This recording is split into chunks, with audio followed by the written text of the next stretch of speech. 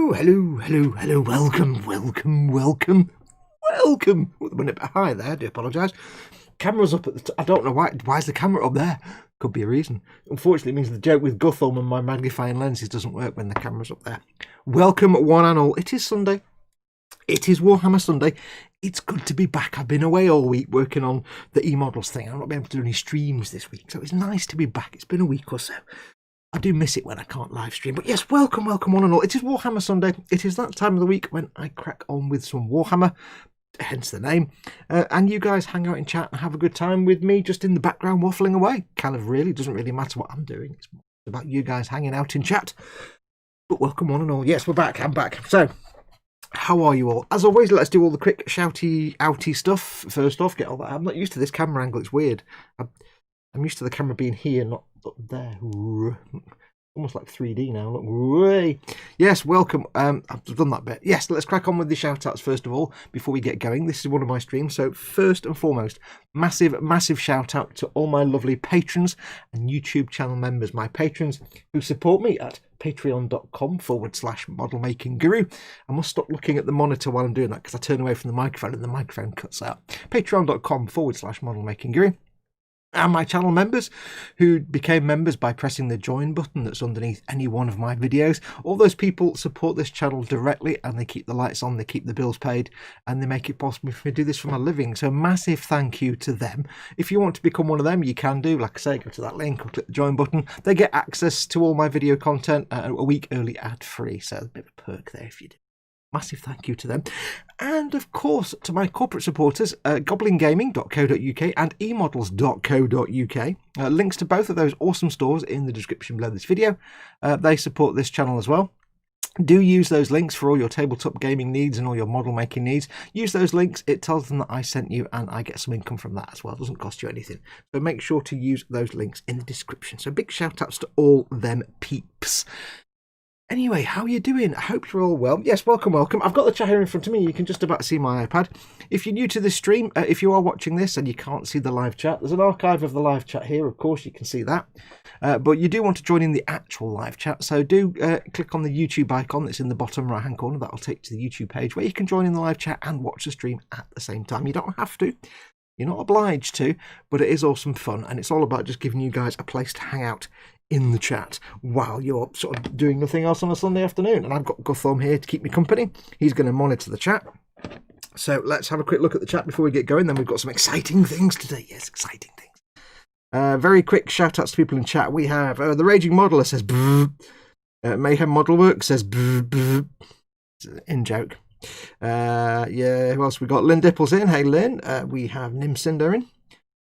We have Graham M is in. Welcome, Graham M. We have Peter Davey. Can't wait. Welcome, Peter. We Scale Model Vamp is in. Hey, Vampy.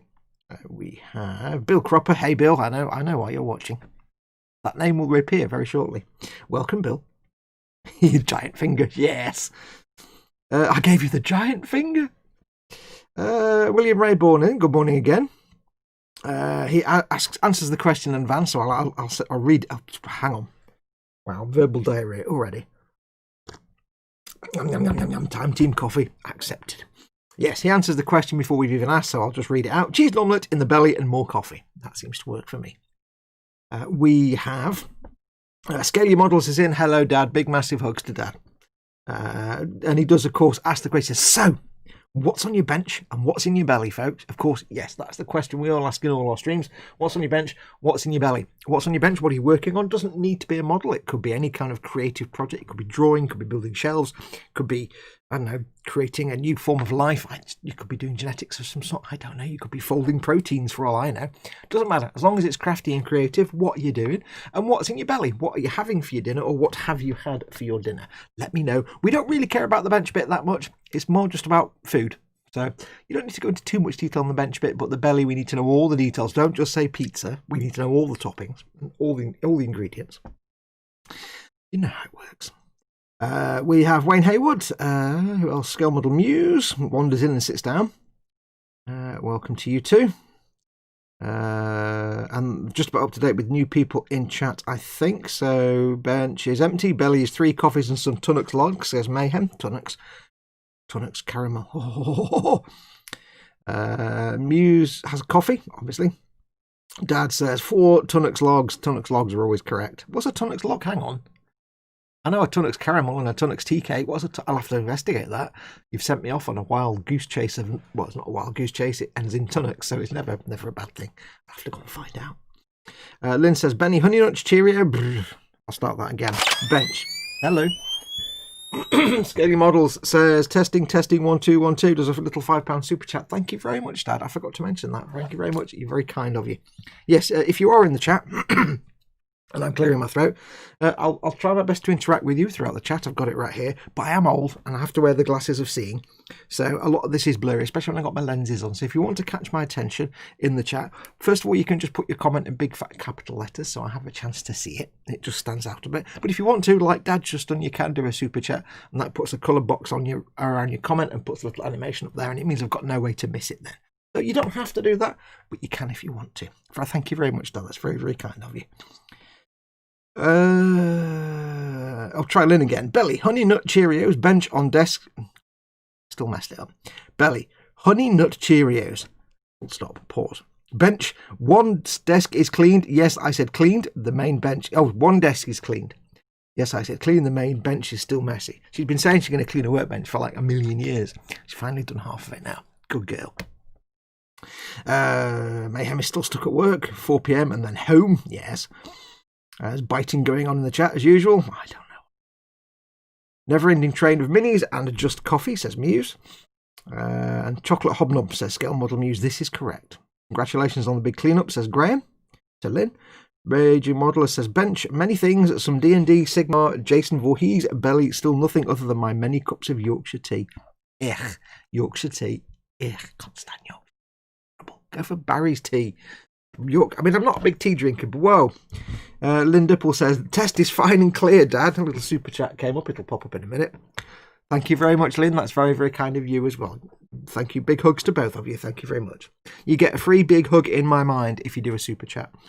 I send you hugs with my brain. Ghost Lyle is in. Welcome, Ghost Lyle. Says, bench Mark 3 Space Marines, Belly, soup. You know the rules. You can't just say soup. We need to know what kind of soup, what the ingredients. Is it just... We need to know all the details. Nim says, bench is an art embroidery. There you go. There is a bit of a delay between when it pops up in the chat and then 30 seconds later it pops up in the... Yeah, it gets a bit weird. Thank you, Lynn. Ghost Lyle says, bench, Mark. We've done that one. Nim says, bench is an embroidery piece. Belly was some sugar cookie flavoured cinnamon crunch cereal, and dinner will be some leftover Thanksgiving fare from my roommate's Thanksgiving dinner. Turkey times. Yes. And Nim Cinderin says pineapple. Nom, nom, nom, nom. Right. So, welcome to... chicken and vegetables. There you go. That's Ghost Lyle's soup. Or is it like a thick, stodgy broth? Or is it like a clear, a clear, watery one where you can see all the bits? Or is it like a thick, white, creamy broth? I like chicken and vegetable. Muse pokes Vampy to see if it's dead. Linda Poole says, hi, pineapple. Long time no pineapple. I can't sing all 51 states of the US, though, in Yakko's voice doing that. I can't remember all the 51 states for a start. I could sing it if I knew the 51 states. Or the countries of the world. I'm not going to read more pineapples out, but yes, welcome all. Welcome. Right. 2 things we need to do today. Like I said early in the chat earlier on in the post, I was going to try and build a custom cobbled together tailplane for the Ork Wazbom Dakkajet that I'm building, so you could swap the tailplanes out. One of them with the crossbar piece, so it went like that. And my plan was to put them together just about loosely, but then add some plastic card bits because I'd used some of the parts in the other wings. So I was going to kind of cobble together a cross piece so you could swap the 2 tails out. Whoever buys it when I sell it eventually can have a choice of 2 tails. Unfortunately, the bit that I glued onto the fuselage last week is the bit I need for both different tail types. So I'm kind of like, the bit that's the surround for the tail gunner is also doubled as the surround or the piece for the tail gun if you have the gun at the other end. It's like, So I can't do that now, so I've put that to one side. I'll probably have a play with it later on tonight while I'm watching Chris and Teb, just sticking a few more greebles on. But we'll put that into the pile of things to be painted now. So, we're going to start something new today. But before we get to that, we have something else we need to do. Mystery package time! Yes! It's mystery package time. From, as you can see, you can't see, as you can see, from Bill Cropper, who is in chat. Hello, Bill. Yes. It's not really a mystery package because I know what he sent me. He told me what he sent me. But, yeah, he saw something I got the other week and he said, I've got some of those. Do you want some more? Yeah, okay, brilliant. Thank you. But he sent me some bits and bobs. So we're going to open this and have a look and see. Now, it has been a bit squished in postage. So we'll hopefully everything's still intact. But this is from Bill, who is in chat. We'll get this open first and then we shall crack on. So I forgot to do it. We do have the Stabity Knife of Poik. 3, 2, 1. That was unimpressive. It wasn't impressive. I apologise. Dan Kramer's in. Hey, Dan. Right, so Stabity Knife of Poik and opening. The very blunt Stabity Knife of Poik. Here's hoping. These are in not destroyed condition. You know what Royal Mail's like. Now, we posted this about a week and a half ago. It has been sat on the tea towel of quarantine for about 4 or 5 days. But he posted it first class Royal Mail and it took like about a week to get here, which is nonsense. Royal Mail was having an off day, I think. Now this is one of the reasons why I've got the camera up here today, you see, so you can get all this in. So there's a bit of an address there. Apologies. I've done it. I didn't need to see any of that. If you do send me things, folks, make sure you take any trace of your address off reused packaging. If you're going to reuse packaging, which is a great idea, and I do recommend you reuse packaging because it's eco-friendly, but make sure your address isn't on it anywhere. Because it's a pain to hide. Right. There's more than I thought would be in there. Right. We have a letter. Right. This is from Bill. He says, "Hi Fox, sorry for the delay in getting these to you. Life got all complicated for a few days. Anyway, for your enjoyment." And then he lists what I've got. Whoa. "I can't tell you how much I appreciate the work you do and all the joy and influence you have brought over the years. Whilst I don't paint as much as I used to, I still watch, enjoy and learn content from the I'll read that again. And learn from the content you publish. Keep doing what you do. Stay safe and stay awesome. Regards, Bill." I won't read out what he sent. I'll read that in a minute. Thank you, Bill. There's more than I was expecting in here, so let's get this open. First of all, we have there's actually a lot more than how much? There's a lot more than I was expecting in here. Okay, right, we have first of all Space Wombles within. Yes. We also have, hang on, there's more, what's that? I don't know what that is. There is, I don't know what they are. Just in a minute then. Space Wombles. Yeah. Oh, yes. If you remember, I recently I managed to recover and actually finish the assembly of my Space Wombles, of my Death Corps of Krieg dudes. And I also bought a load off eBay that were being sold, assembled and primed at cost that you buy them from GW or from Forge World. And I thought, well, I'm paying no extra, and they're pre-assembled, so I'll have that, because I had a bad time building mine. This is getting on my nerves now. I had a bad time building mine, so I was more than happy to see I'd opened it right. Oh, there we go. Anyway, Bill gave me a shout and said, "Listen, I've got some. I'm never going to use them. Would you like them?" Let's have a look. Oh. Now, I fully expect there to be a few broken barrels and things, because they are resin and they're delicate, so I wouldn't be surprised if there's the odd, snapped barrel and things like that here, but they're easily fixed. I'm going to make sure I don't lose anything. These boys, there's a few bits coming off. These boys have been primed up. It's the downside of putting them loose, you see. Resin figures loose in a box, they're going to get bashed around a bit. Especially when Royal Mail gets her hands on them. Oh, yeah. But they can be fixed, not a big problem. There's Anne Flag. Ooh. Nicely painted Anne Flag. Now some of these, oh, here we go. These guys are primed. Now we also have more Space Wombles. Now I'll have to go through these later and figure out who is what and which, because I think there's like a command squad and an HQ squad type thing. I'll go through and properly check them, but look at the pre-assembled Space Wombles. Yes. There's a guy with a grenade launcher. I think these are the... Is it command squad or are they the firing? Deathcore firing, I think. Got one painted one. I'll have a look at that in a second. Another flag. And an arm. Awesome. Okay, so that's all of the Space Wombles. Awesome, Bill. Thank you very much for those. Let's have a quick look at these. Now, I know unfortunately the camera's all the way up here and you can't really see them. But, yep. Let me get my proper seeing lenses on. There we go. So lovely. These are, I think it's a squad firing, or is it squad advancing? Very nicely made. Very well done on the construction there, Bill. Very nice. Ooh, yeah, very nice.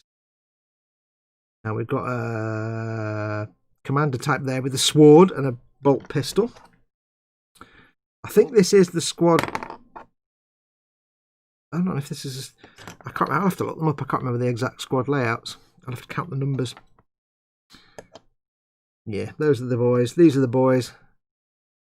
We've got a lovely squad there. Now, the funny thing is, when I made mine, I was bemoaning the fact that the Aquila on the helmet looks really kind of flubby and squishy, and it was like really indistinct. But once you prime them, that Aquila really pops out. So, yeah, we've got this dude here, and he's been really nicely painted. The Bill, that's a really nice paint job on him.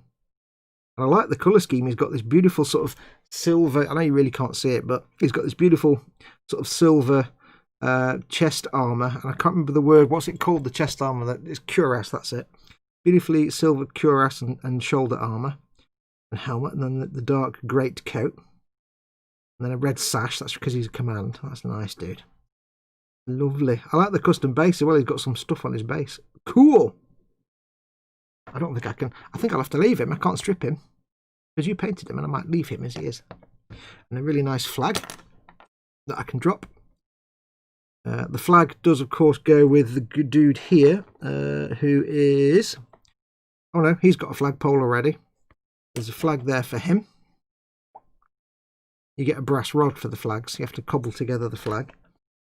I'm guessing. I don't know who gets the painted flag. I'll find someone to have the painted flag. And we've got another squad here. This is squad advance. Or is this squad firing? Squad firing. I think these primed guys. These guys have had some damages. Probably, I think, just in transit because I can see like barrels of guns and things. But it's no biggie. It's absolutely no biggie at all because they can be easily fixed, glued back onto bases. Barrels can be stuck back on. They may look a bit funky if the barrel doesn't quite line up spot on, but it's good enough. They are brilliant. He's missing an arm, an arm and a leg. No, he's got both arms. He's got both legs, just one arm. We've got an arm and a gun missing somewhere. Awesome. Now it looks as if Bill got to the priming stage of these guys, but never got further than that. We can definitely sort that out. So, Bill, thank you very much for those. That's about 350 quid's worth of dudes. 2, 3, 4, 5, 6, 7, 8, 9, 10. There's a Vox dude there. 2, 3, 4, 5, 6, 7, 8, 9, 10. So there's 2 squads there, basically. Awesome. Bill, massive thank you for those. Let me put them carefully to one side. I'll have to move them in a bit, though, because I'll have to find somewhere to put them, because I've got something big turning up shortly. Yes, but Bill, massive thank you for those. I shall. I'll get the other box back because I need to put them back in there. It's probably best that I do for safety and security purposes. So let me put them back in here. I'll put the pristine ones in here first. There we go. I'll put them away safely in my I've actually got a whole skirmish case just for deathcore. I have an all. So I'll make sure they go into that. I'll carry out some little repairs on the broken bits. Then we can get them all primed up. I've got all the other guys I've got primed, so it's now just a case of finding time to paint all my dudes. But I've now got like a bajillion points of deathcore dudes, which is handy for the plan I've got for my Baneblade. because it's going to be a deathcore Baneblade. So I know I'm just dumping these in here, but I'm not going to get all the little bits. Left. Oh no, there you go. Left any bits lying around. I shall put them safely over on the side. 1 second. I've got Yakko's song about the countries of the world in my head now. Make sure that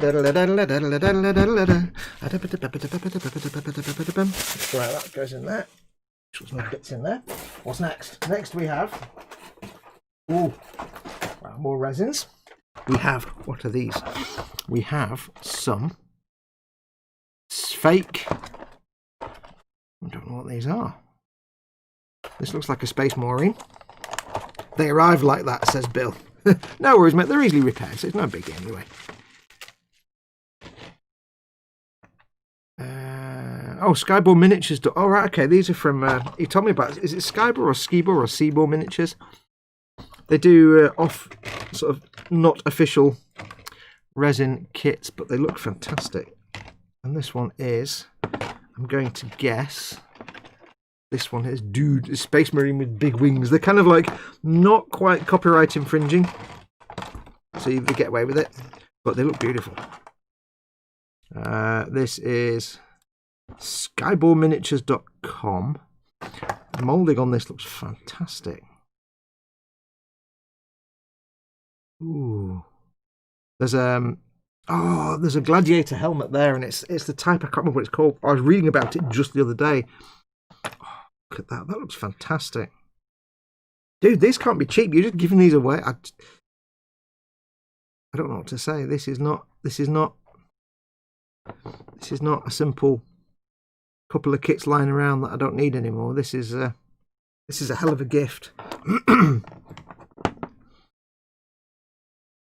It's fantastic. Oh, that's going to be fun to paint that with little raised details. I'm going to have massively enjoyment out of that. Dude, that's awesome. Let me get that back in the container. Oh, look at that. That's beautiful.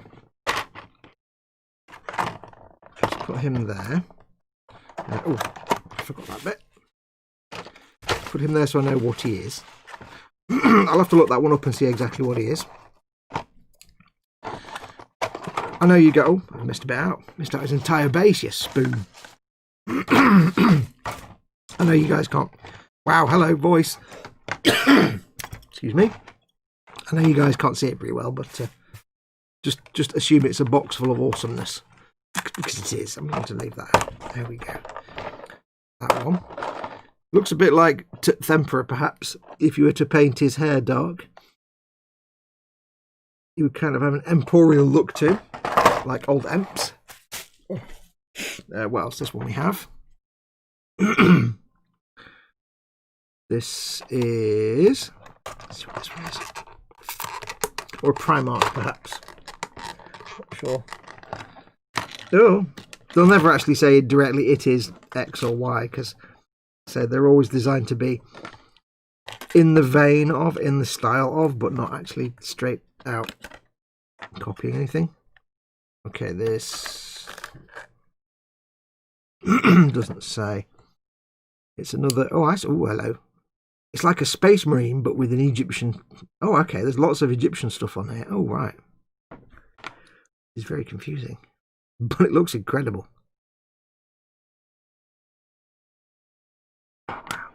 It's like a Space Marine, but with lots of Egyptian imagery all over the armour, moulded into the armour. Standing atop, I assume, this large statuary. Beautifully sculpted. So it's going to be, I assume you would you would play this in your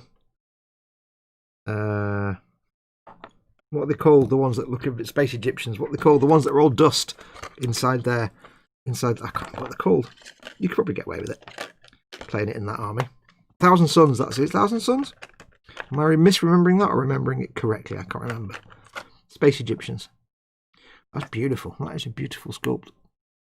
Dude, thank you very much for those. Let's just flash, I think. Yeah, let's just cool.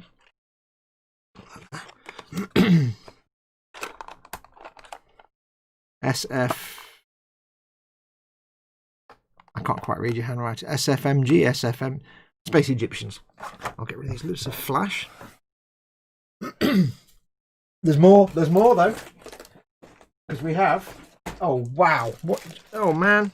Just give me. Wow, that's actually really useful. Really useful. Let's have a look and see what we've got. We have Space Marines. Space Marines. Space Marines. How many sheets of these have you got? Oh wow, that's like. I've got to count these now. Hang on. Oh, hang on. We've got a few. Oh yes. Now Space Wars. That's gonna be very useful. Space Marine vehicle. Oh man, you've got. I'm sorted for decals forever. The beauty of these kind of Space Marine decals and stuff and Games Workshop decals is when you buy a model, you use like one of the decals and then you've got like a million sheets. So we've got 1, 2, 3, 4, 5, 6, 7. 7 sheets of Space Marine vehicle transfers. 1, 2, 3, 4, 5, 6, 7, 8, 9, 10, 11, 12, 13, 14, 15 Space Marine sheets, which gives me stuff for Ultramarines, Dark Angels or Blood Angels, Imperial Fist, Crimson Fist, Black Templars, White Scars, Salamanders. I think that's all of them. So I'm sorted for any of those factions. I've got an entire sheet of Assault on Black Reach transfer sheets. You can't get Assault on Black Reach anymore. Wow. That's probably quite a classic vintage sheet, that. Imperial Fists. And Space... what's the... Is it Tyranids? I can't remember who that is now. Orcs. This is the Space Marine. Which is the Space Marine that has like the dragon head? I can't remember who that is, the white dragon head. Anyway. And we also have, which is particularly prescient, a sheet of Space Wolf transfers. Because I am starting to get the feeling that when I do some Space Marines, well, I might start doing my own Space Marines as Space Puppies. Because I've got an Imperial Knight to build that I've got the Space Wolves add-on parts from Shapeways. This is Spaceways then. So they will be more than handy because I've got a load of Space Wolves to build. So that is me set for decals for life now, forever. And not just for Warhammer, because these will get used in all kinds of things. So massive thank you for that. Bill, what have you sent me now? Now there's one more thing, and then there's one more thing, awesome thing after that. Games and Gears Advanced Epic Set. What is this? Wait, you... No way. No way. Dude, what?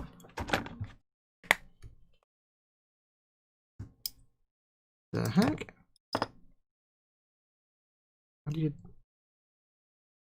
How does one... Is this a... I can't get it open. My hands are... Oh, there we go. Oh, what? It's a brush set. They're like... Oh, my life. These look really nice. I'm not familiar with these at all. Games and Gears Advanced Synthetic Brush Set. Oh man, look at the point on that. That's beautiful. Dude, these cannot be cheap.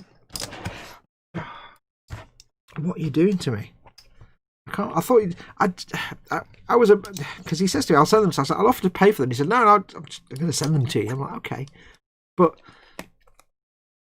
I didn't know there'd be all these other expensive things and brushes and stuff as well. Ooh, look at that. That looks gorgeous.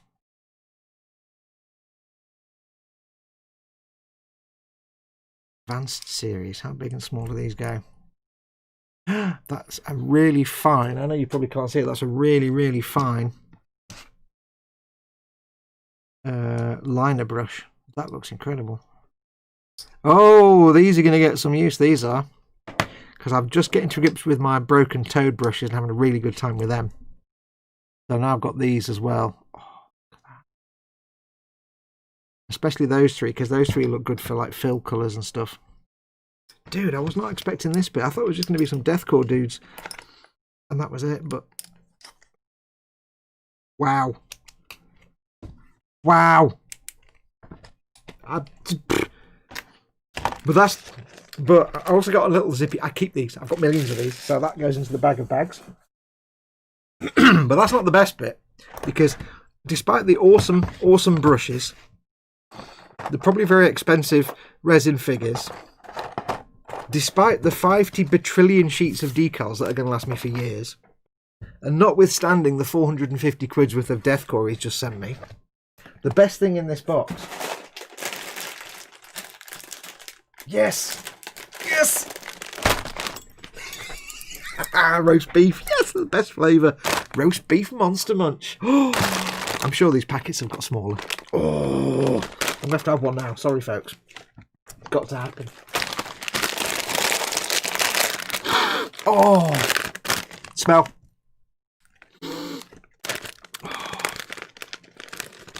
Yes, roast beef Monster Munch. I've had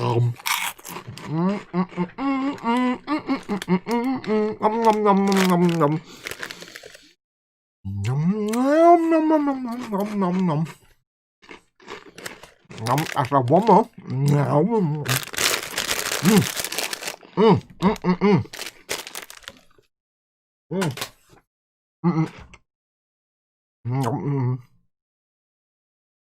Oh. If you're not British and you didn't grow up in the 80s, you won't get what I mean when I say Monster Munch Lockjaw. But when you were a little kid, they were bigger in the 70s and 80s. And you'd eat a packet of them. They'd do three things. They'd make your mouth dry out. You'd have no moisture left in your entire body. They'd reduce the top of your mouth. The palate of your mouth would be red raw, like you're drinking boiling liquids. It would just be like really raw and sensitive for about a day. But also, they were so big when I was a kid, my head was half the size, that you get like lockjaw almost. You'd be like, ah. Your mouth would almost lock open because it was so big. Bill, I do not know what to say. Let's see what it says on the back here. Kolinsky Sable, superior quality brushes for the ultimate miniature painting experience. Comes in 3 sizes, triple O, double O, and O. Pure sable hair, extreme detail work. With also a custom-built Games and Gears brush case. The other one is Advanced Synthetic Brush Set. Superior quality brushes for the ultimate miniature painting experience. Comes in sizes 1, 2, and 3. Your base coating starter brush set. That's what I said, you see. They look perfect for base coating because they are. They've got nice broad tips and a big sort of ammunition area. I don't know what you call it. The bit that's behind the tip where all the reservoir, that's it. The ball of the... Yeah, I've been looking for some good basing paints. Also for use with metallic paints and inks with a custom built. Oh, dude, Bill, I can't thank you enough, mate. Not only for the 800 million deathcore, but all this stuff as well. I didn't expect any of these extra bits, so massive thank you to you, Bill. You are a lovely, lovely person. It's not true what the others say about you. You're lovely, and I love you to bits. Especially, to say, I don't know. Your kindness has made me go a little bit wobbly.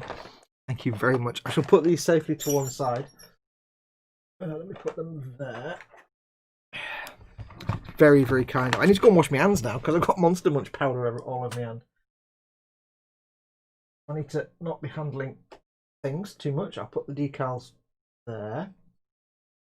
Bill, I can't. I don't know what to say, my friend. That's everything, yeah. I am lost for words. I don't know what to say. Massive thank you. Fox, that's cruel eating Monster Munch for others to watch, says Sarah Jane. It's true. Hey, Sarah Jane. Let's have a quick look at chat before I crack on. Unfortunately, I don't have access to the rare race. Oh, okay. Sport. Space Hamster is in. Welcome, Space Hamster.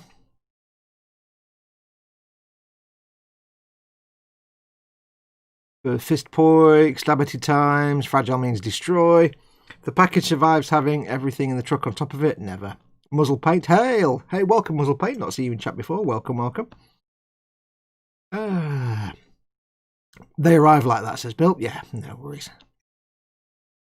Yeah, those broken ones, they're mostly just like popped off the base and things, and weapons have snapped off, but you're so easily glued back together, it's not the end of the world at all. any kind of resin figures you have to be extra careful with anyway. So they'll get loved when they're put back together. They'll get loved. Hi Chris, Bill has sent Fox a box of squeeze sorting through. Hey Chris at Gross Models is in. Someone has been in the cool drink, I think. The icons are useful for different troop types too, says Bill Cropper. Absolutely, those decals. I mean, don't forget, I'm going to use these on things that aren't even Warhammer. These are going to get used all over the place, but absolutely these are going to get used all over the damn place. Oh, it's Salamanders, the ones with the white dragon head. That's the ones. I knew it was something. So all these kind of like the vehicle transfers and stuff, they're going to be incredibly... Where are they? I can't find them now. They're in there somewhere. They're going to be incredibly useful for, well, obviously, vehicles. But yeah, that's going to last me a long time. A massive thank you for them. But that's the beauty of these. You get a pack of 10 Space Marines, you get like 100 decals. So you will, if you start doing Warhammer, you will build up very quickly a collection of decals. Crikey, Riley says Mayhem. Stabity brushes. I love how we can have them on his belt like a Leatherman. Those are beautiful. They are. I never thought of that. Yeah, look at that. They are gorgeous. I mean, look at that. Games and get. I mean, that's just beautiful. I don't have to worry about storing them either because there you go. I'm blown away by those. I like the fact they're only little short ones as well, which is kind of... I've never come across that before, but I like that. They're just the right shape and weight. Food! Flaming Hot is better. The hell are those, says Dan Kramer. They are monster. Just look up Monster Munch. There's different flavours. You get roast beef, there's pickled onion. There's 3 different monsters. Miniature monsters with big crispy heads. Or crunchy claws plucked straight from roast beef beasts. Bite off each crispy toe, or is it an arm? Nibble the sides or stick your tongue through the hole and let it melt in all its meaty glory. Ooh. Yeah, there's pickled onion, roast beef is the pink monster, and the other one I think is like salt and vinegar. Nobody likes that one. I can't remember. But yeah, Monster Munch is a classic 1970s, 1980s. We've actually got a box in the loft upstairs that's been up there for about 25, 30 years or more. It's so far at the back of the loft that I've got no idea. Nobody's even looked at it or touched it in like 25, 30 years. We don't know what's in it. Probably Christmas decorations from like the mid-80s. But it's a Monster Munch. It's a big cardboard box with Monster Munch on the side. Strangely enough, roast beef. Similar to Port Ryan's Lynn, only way more crunchy. But really not. Corn snacks. Yeah, they're just corn. They're just like corn with flavouring. But I can't think what they'd be compared to. Not paw print, they are shaped like monsters. Well, I don't know, because that one is a kind of paw print shape. I don't really know which of the 3 monsters, because I don't know if you can see, there's three monsters that you get. There's the yellow one, the purple one, and there's the blue one. I think the blue one's salt and vinegar, and nobody likes salt and vinegar, so. But yes, anyway. Enough about Monster Munch. My mouth is watering like somebody's broke the Aswan Dam. They are the best and worst snack food in the world, Lynn. You hate yourself for liking them so much. But so worth it, says Mew, just like any other salty thing. Hugo Model Works in. Hello, Hugo. Welcome, my friend. Ostrich 90 Battrillion is in. Welcome, Ostrich. The cover It moved. Hang on. The cover extends the brush length. Hang on. Is this like another Tamiya glue thing? Oh, wait. Oh, wait. Oh, man, that's just the best thing ever. I didn't even realise. I'm thinking, they're kind of cool. I like this, like a little tiny... I'm an idiot. Hello, my name's Fox, and I never see anything that's right in front of me. I'm the opposite of Captain Bleeding Obvious me. Oh, they've just got even better. They are beautiful brushes. So with my broken toe brushes now on those, I can throw my old Citadel brushes. Well, I won't throw them away. I'll use them for scruffy stuff. I've got a big collection of Citadel brushes that I just use for scruffy stuff now. Peter Davies in. Oh dear, we arrived at the Monster Munch porn channel. What's this about tongs and holes and meaty glory, says Space Hamster. Yes. Wasn't there salt and vinegar in the 80s, says Raging Modeler. Yeah, but nobody likes salt and vinegar because it's rubbish. Festa67 is in. Colin, I've just done a mystery package, and look what was in the mystery package. Oh, got another one now. I've opened it now. Look, it's...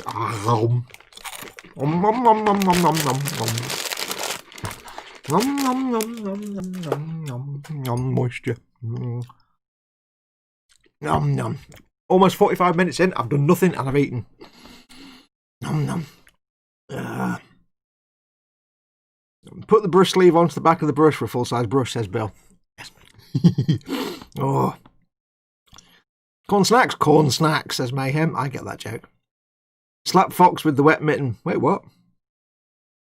Fox doesn't use pens much, lol. I don't know why I never thought of that. I don't know. Right, so what we have to do today, I don't want to get up and wash my hands because I don't want to leave you for 5 minutes while I wash my hands. So, baby wipe. There you go. Now, if you're wondering why I've got Johnson's baby wipes, airbrush cleaning. If you use an airbrush and you want to just quickly get the paint out of the paint cup before you start stripping it down and cleaning it properly, you know, you get all the paint in there, get one of these. Don't get tissue and jam it down the paint cup because then you get little bits of tissue breaking off into your nozzle and then it can get blocked up. Get yourself some Johnson's baby wipes. It smells nice. Need some tissue now. It smells nice and it really cleans the paint out. And you can run them up and down the needle as well because they've got a light amount of alcohol in them. There we go. No need for washing of my hands. Yeah, so they're great for airbrush cleaning. If you just want to clean off paint from around the outside of the brush and stuff. Or like I say, if you want to bundle it up and jam it into the paint cup. Especially if you've got an airbrush with a fixed paint cup. Get yourself some baby wipes. You'll thank me. Right. Bill, massive thank you. I cannot thank you enough for that. But it's time to move on. It is indeed. Now, like I say, I was going to carry on with the Ork Dakkajet, but I can't do that now because I've used up the bits that I need to use. So that's going to go off and get painted. Very quickly, just so sneak peek for you. If you're wondering why I've done no live streams this week, it's because I've been working on that thing for e-models. And I'll give you a sneak peek. That's where I'm up to with it. It's done. Almost. I've got to add the aerials. Why am I turning it around when I can just do that? I just don't want it to fall off. I've got to add the aerials. And I'm using a spare Games Workshop Imperial Knight oval base to put it onto so it's not just sitting there, but that's what I've been working on this week. There you go.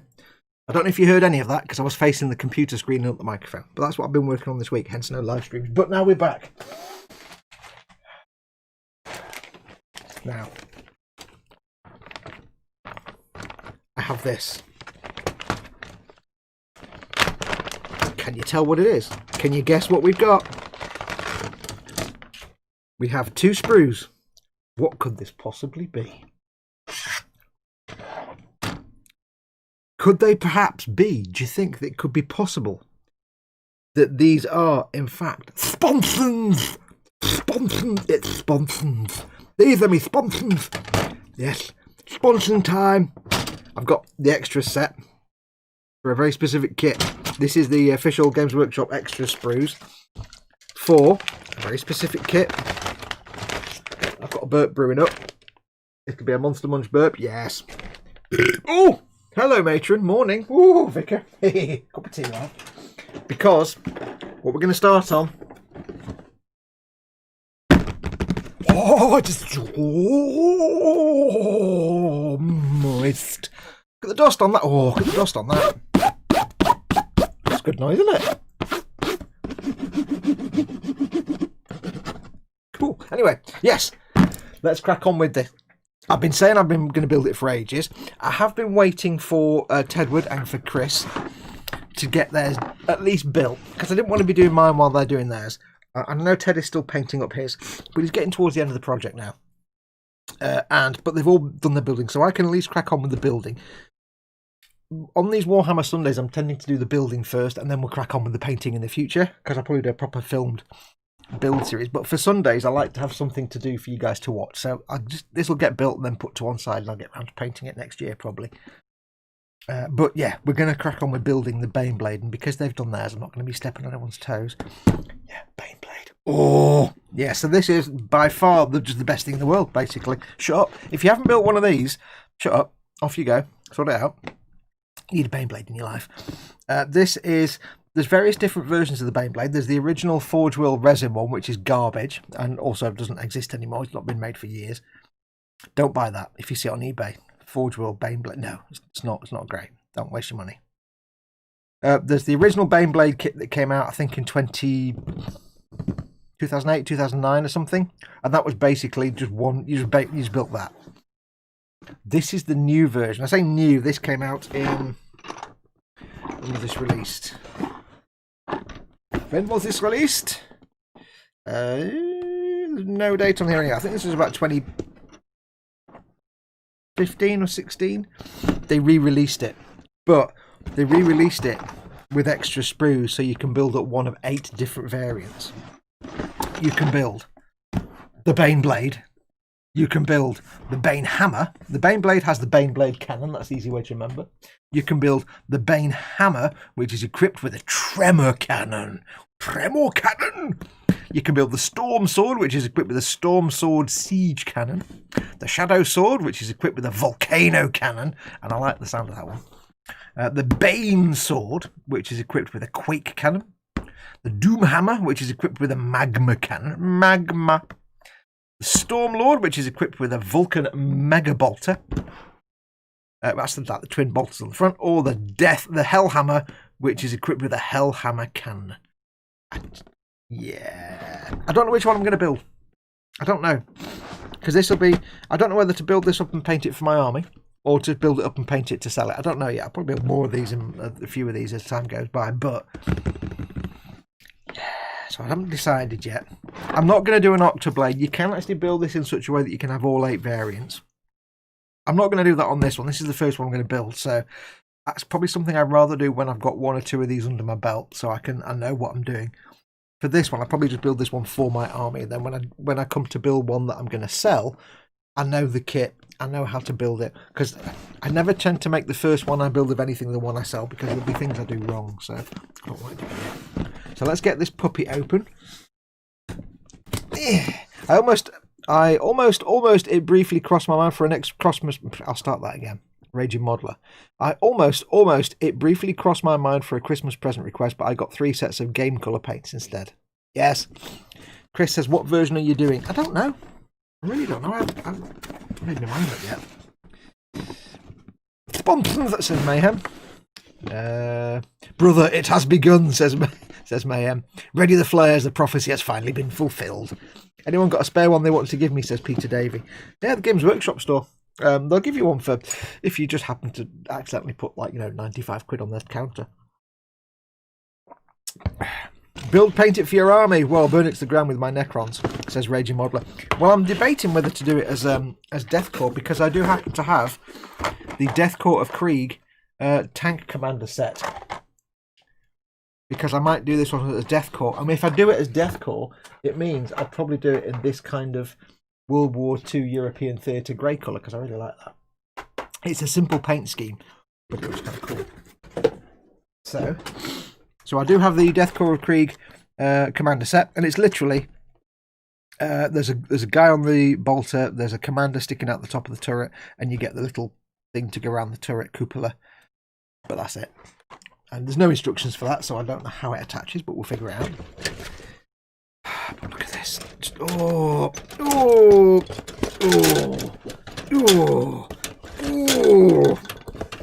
Yes. There's all the sprues in the world. I'm going to be going through these, fighting them every time I want a part. For Christmas, my lovely parents have got me the Game Colour intro set, Advanced and Orc Skin, says Raging Modeler. That paint is wrong, there's no orange, says Chris. Yeah, you've gone into your own little world there. Nothing wrong with that. Right, so I'm going to put that box down there. That there. And then what we're going to do is we're going to fight for the right parts every time we need a sprue. Instruction book. Yeah. Decals. Very nice decals. I don't know which version to build. There's traditional Baneblade. I think the Storm Sword looks silly with the sort of short stubby cannon. It's going to either be the Baneblade or the Shadow Sword, I think, for big, long... Because, I don't know, the Storm Sword, you get this little stubby, like, non-moving, fixed point turret. The same on the Shadow Sword. I don't like that turret. I don't think it looks good at all. I don't think it is. I think it's a fixed turret. I think they're all fixed turrets apart from the Hellhammer and the Baneblade.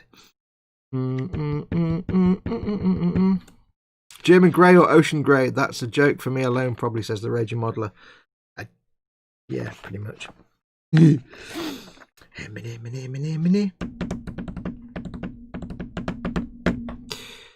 don't know. I might just build it as a Baneblade because it's the biggest, honkiest one. You've got the moving turrets and that. I could always cobble together the turret to look like Christed, to look a bit different. And then add more turrets on top of that.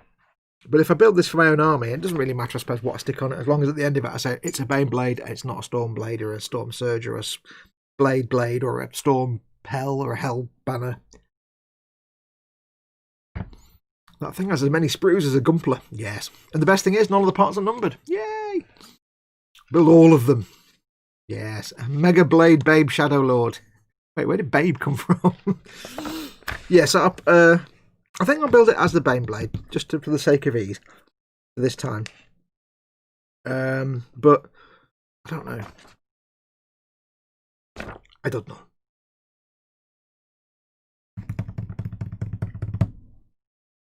I don't like the look of the Hellhammer's little stubby gun, though. I know,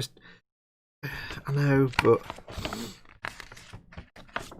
what does the data card say?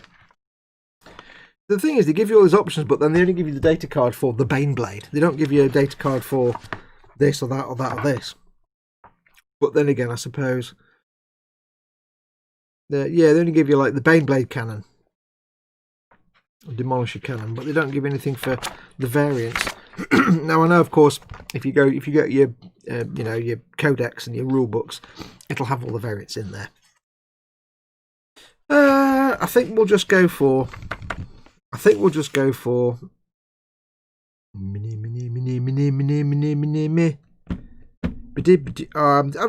the Baneblade because it's got the big sticky up turret and it looks the coolest turret wise, as in couple of wise, The other one, they kind of all look like a Stug, except the Baneblade, which looks like a house or a tower block.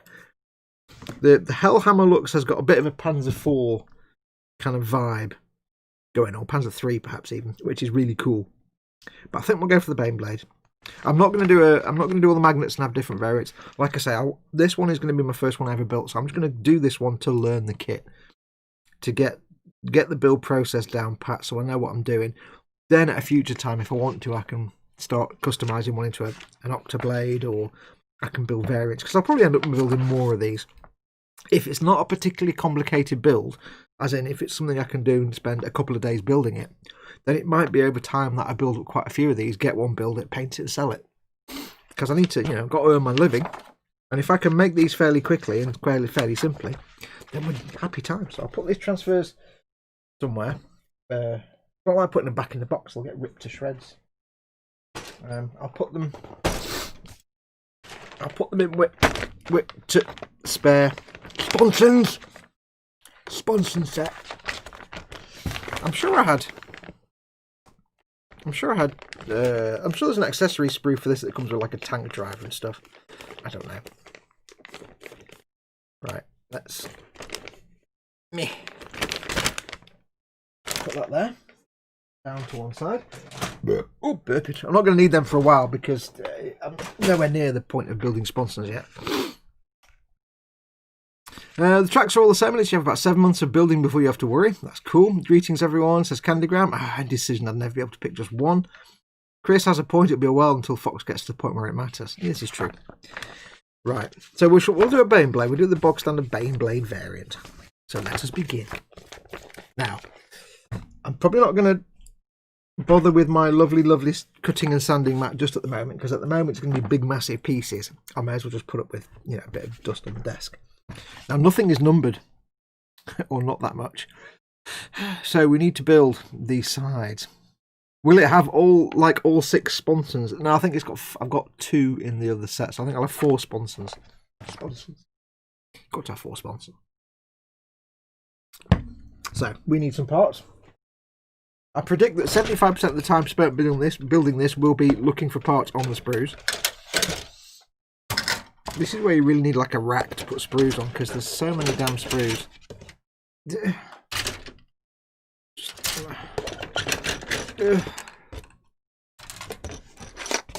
And there's a base because you get a commissar with it as well.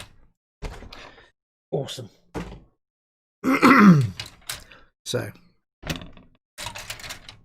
think they were going to be stuck on a certain number of sprues to start with. I think we can probably filter out some of these because they're all bits like sponsons and turrets and shiz.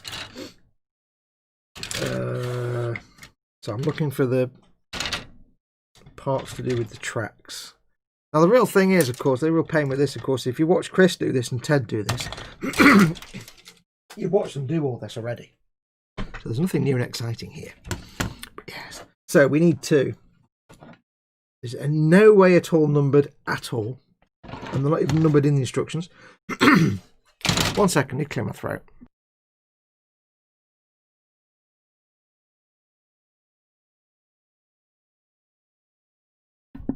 There we go. One thing I haven't considered, of course, is where the hell I'm going to put this when I've done it. Yeah. So, we need one of them's. One of them's. I assume these two are going to be the same sprue, basically. Are they the same? It's not quite the same sprue, but almost the same sprue. Okay, that's slightly helpful. Right, so... Wow, they could have just numbered stuff. It would have made life a lot easier. Got nowhere to put these sprues now. Right, so time for a big nippers. You went past them. What?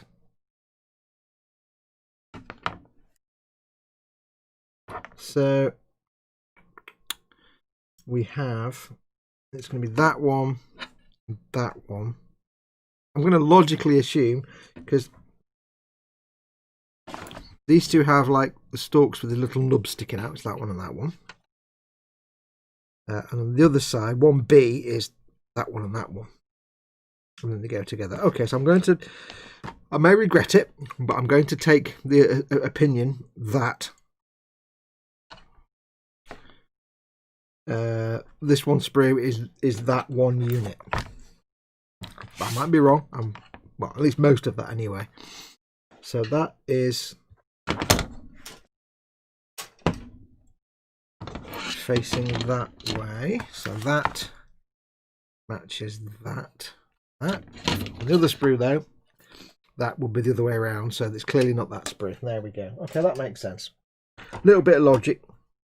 On the other one, it's facing that way, so that wouldn't be the one. It is this sprue. The Calico Cat is watching Fox's hands for flail about, and it's adorable. Hey, cat. Cat. Ow. Let's get these puppies off.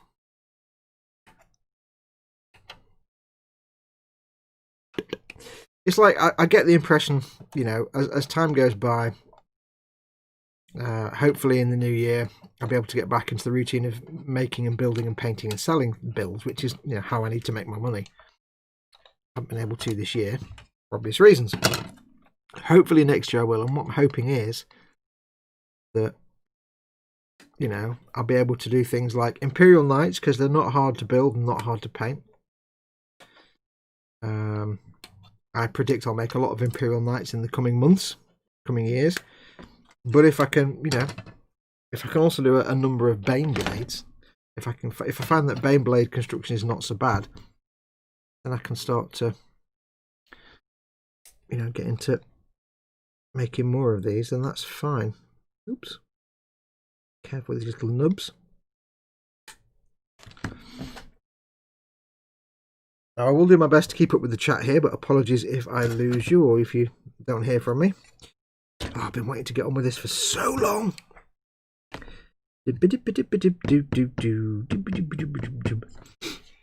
we've got those two bits there. They'll go together like that, you see. When it's cleaned up, obviously. Obviously.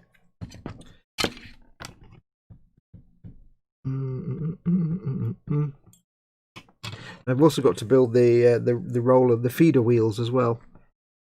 I'll get them bits off the sprue at the same time. L1, L2, L3, and L5, and L4. Okay. Maybe a numbered sprue somewhere. Got to find it first. A lot of wheels on this, considering it's not got a lot of wheels on it. Okay, L1, L. Okay, L1. Well, yes, here we go. So, got a bit of. I thought it was a creature, but it's a bit of foam. L1, L2, L3. So there's L1. So we're building the left side first. Obvs. They could have put L on these as well, but they didn't. L1.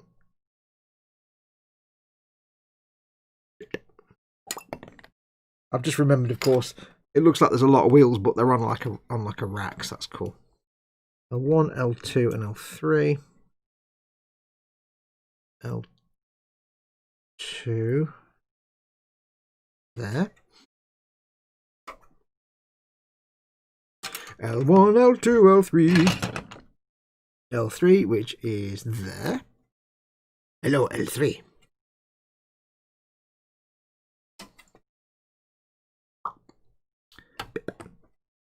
And L5 and L4. So there's L4. Now, luckily, I know they haven't numbered the parts on the sprues, but I will commend them for one thing they have done, which most manufacturers don't, which is actually number the part on the part. See, these two pieces here, they look very similar. They are different, but it'd be very easy to get L3 and L4 mixed up and stick the wrong one on. So I have to commend them for that. They may not have numbered the parts on the sprues, but it looks like they have numbered the bits where it counts. So 1, 2, 3, 4, 5, L5, which is... I'm going to guess it's not on this sprue at all, is it? I'm just going to guess that. It's going to be in a random place altogether.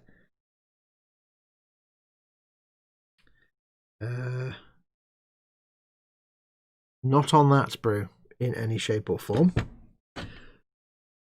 It could be anywhere. Let's go through all the sprues. Here we go. Time for Sprue Fest. William Rayborn, bye bye. I've got to go paint some e-buggy bodies. Now go hit the like button.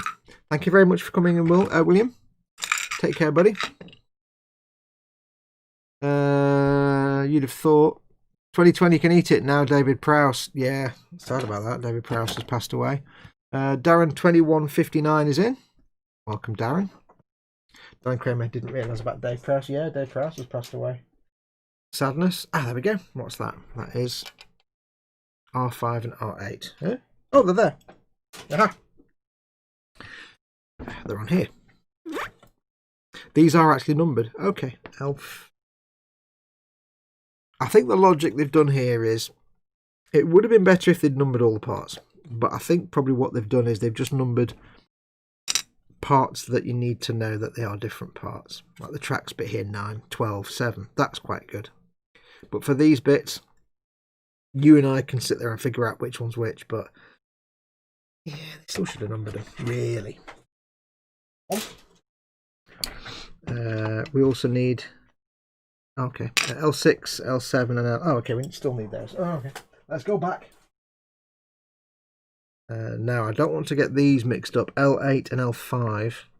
They are probably the same, but I'm going to leave L8 on the sprue because they're not marked on the piece. I don't want to get that wrong. But for toe wheels, L6 and L7. L6, L10. L6.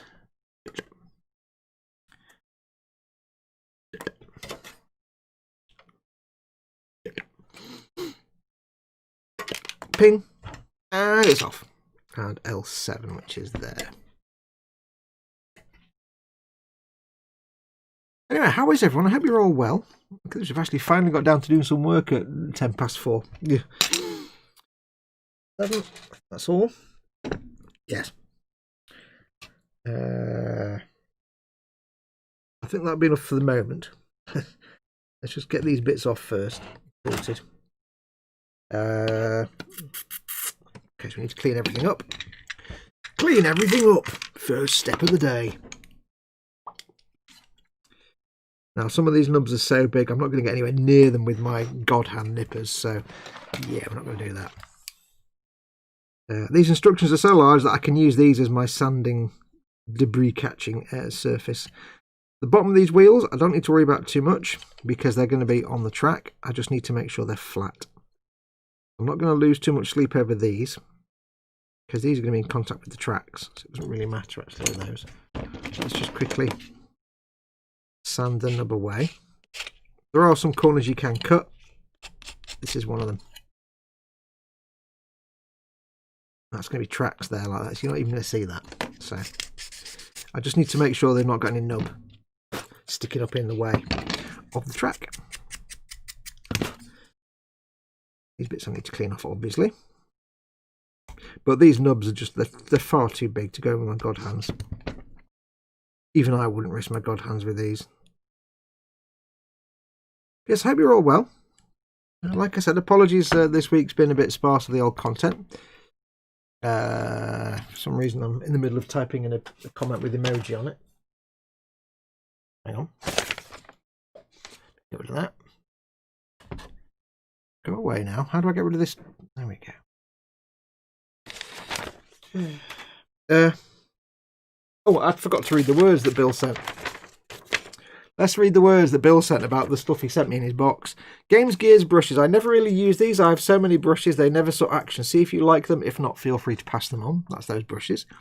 Space Marine tattoos. I had a huge amount of these for a project. These are left over. Again, feel free to use. Pass on whichever you wish. That's all the decals. In fact, you call them tattoos.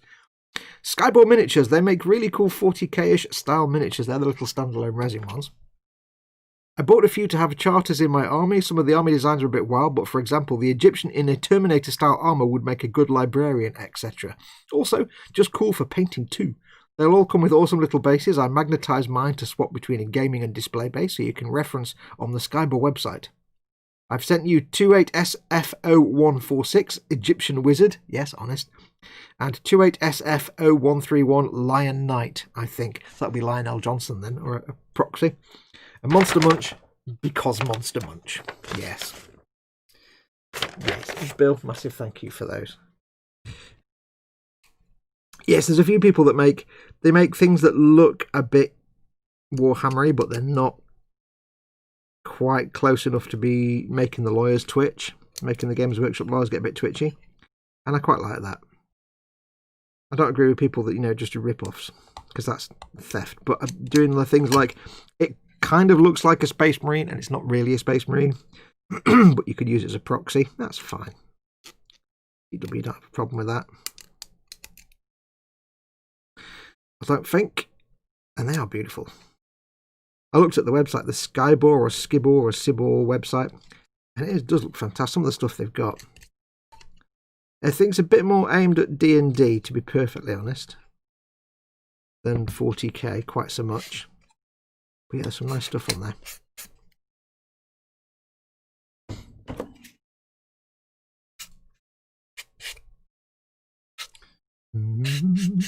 This may take a long time. I hope you're here for the duration. The file for this one, because I can't get the sandulator in there. I need to make sure these are nice and smooth, because they've got to go into Thole.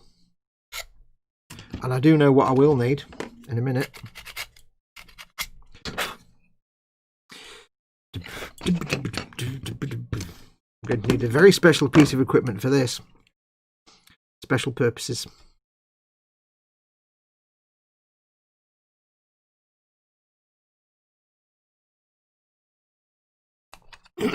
Sonderkraftfahrzeuge. Special purpose vehicle. I actually found out the other day what SDKFZ and AUS stand for, and I think, if I remember right, it's Sonderkraftfahrzeug something, I think.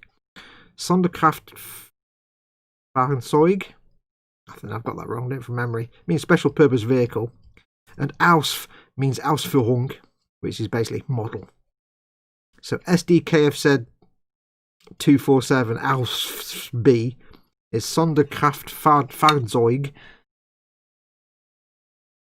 247 Ausführung B. From memory, I can't remember if that's... I probably got it wrong. Special Purpose Vehicle 247 Model B. That's that thing I made. 3 models. And now the mystery's gone now. Because to me, World War II vehicles from Germany are always FDKFZ. And it sounds right, SDKFZ. It just rolls off the tongue. Anybody who grew up in the 70s making models and playing with World War II toys, when, you know, kids could have like World War II toys before they got eco-friendly Action Man nonsense. But actually got Action Man with guns and vehicles. Back in the proper days, you know, when kids were given proper toys. Yeah, SDKFZ.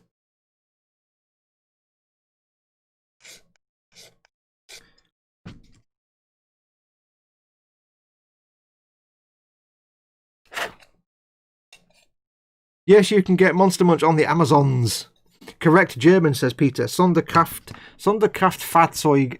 And I've not pronounced it right. Sonderkraftfahrzeug. No, Sonderkraftfahrzeug. I can't remember. I'm missing a word out there. I'm sure it's like a 4-syllable, 4-word.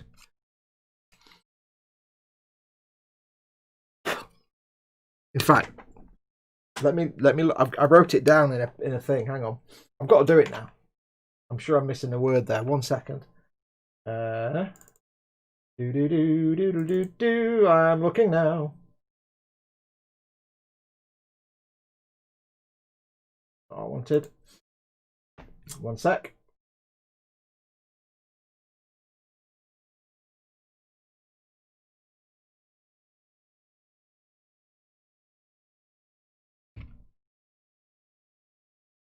Yeah, Sonderkraftfahrzeug 247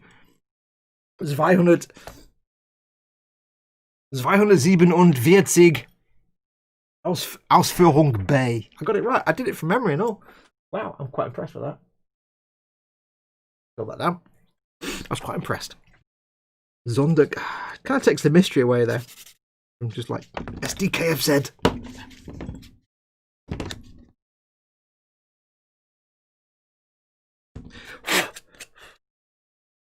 Right. That's that bit gussied up nice. No, it's not. There's a little bit there. I need to make that smooth. So I'll have a quick look at chat in a moment. Well, yes, I hope you're all well. Hope everyone is doing okay. I need some rougher sanding sponge, I think. Let's go for... What else have I got? 400. Oh, that'd be nice. 400 space grits. 400 of your earth grits. FDKFZ Gefahrten, says Mayhem. Yes. Mayhem says, yay, I'm free. I don't know why. Chris the Pyro says, it is the Baneblade. It certainly is.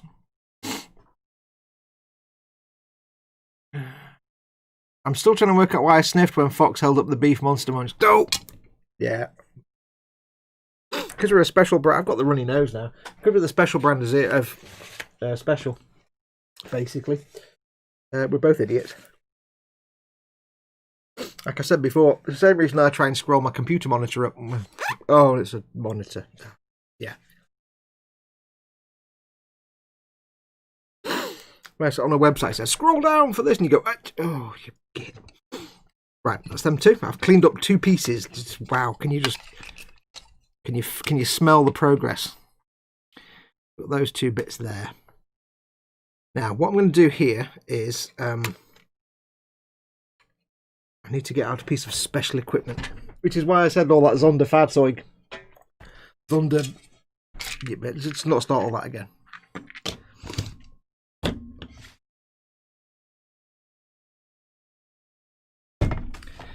Sonderkraftfahrzeug 247. The longest German number I know. Yes, these need to be straight. The problem is, of course, these edges aren't. So I need to come up with a cunning method to keep that straight. And anything I can think of, I have a rule, not a ruler, but a rule. Might be too long. If I put that there, it is actually, I need a smaller rule. I haven't got a smaller rule. I could put it like that. That would allow me to keep it flush and parallel and straight just for a few seconds. Now there is a gap here. You'll see there's that gap, but that is meant to be there apparently. Meant to be there. So I'm not going to glue that just yet.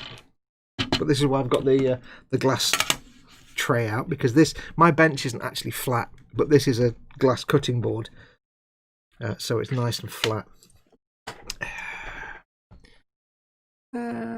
Fox won't let me approve Andy's comment, says Scaly Models. What? What's Andy's comment? I don't know what we're talking about. You're a mod. You can ask Colin to say it, Fox. You'd have to be in chat. I miss my touchscreen laptop, said Muse. Yeah, I have to learn what FLAC stands for. Sonderfahrzeug, Sonderkraftfahrzeug 204 it's gone wrong. Shut up now. Right, L1, L2. Let's get all these bits cleaned up. One by one. I'm going to try. Okay, that might actually work on these anyway. If I can minimise the amount of cleanup I need to do with sanding, then happy face. As long as I don't use the tips of my god hands, I should be all right. Now the thing with these rolling, these, what are they called? The wheels at the front, the rolling wheels, not the road wheels, what they're called. These, you don't know quite which bit's going to be visible and which bit isn't. I can't just make the assumption here that you're not going to. I can't just make the assumption here that you're not going to see this bit. In fact, why don't I? I'm trying to figure out a way to get these straight somehow. I'm going to have to hold it there for a minute, aren't I?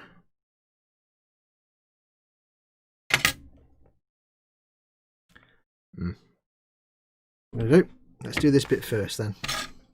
Because I'll need to do this bit anyway. I'm either going to have to sit here now and do it, or sit here in a minute and do it. So I may as well sit here now and do it. These bits are going to be unseen and invisible. It's invisible. So being neat and tidy matters not. It matters not. This piece of metal. And put that on there. Get it nice lined up.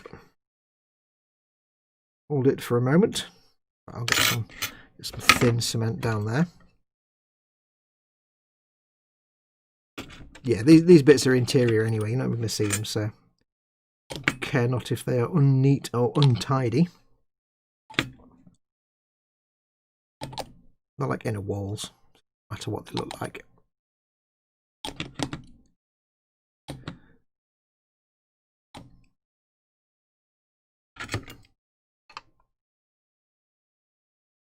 There.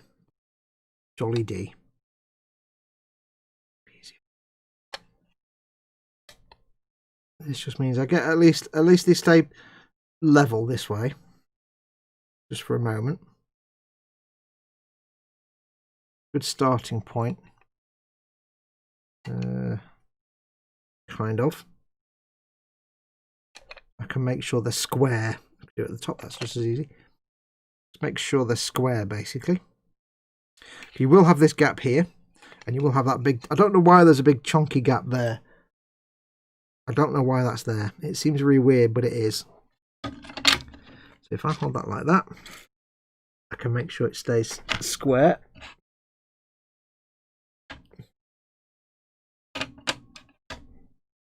On the glass. I need a shorter ruler, really. I need like a... Can you get 3-inch rulers? I don't know. It seems a bit weird if you could. Make sure that's straight. That seems true to me. I can't really do it that way because you've got a bit of a funny angle. But the reason I put the thick glue on there first and then the other glue is just purely so that thick glue is viscous. Like we've said before, it's viscous and it'll give it some gloopy stick, while the other cement does the actual welding. That seems to be pretty much sorted, to be honest. Extra bit of that. Quite generous with it. I have seen people put sprue across there, just bits of sprue to reinforce it, but you don't actually need to at this point. I think you'll be okay.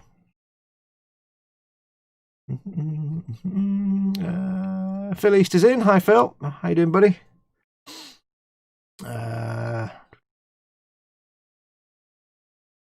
I'm in chat. Hello, says Dad. Hello. Dad is indeed in chat. Ooh, Baneblade temptations are at me. Leave the buy button alone, Fester. Oh no, you've accidentally pressed all the buy buttons. How can you not be tempted? It's a big old doohickey, this is.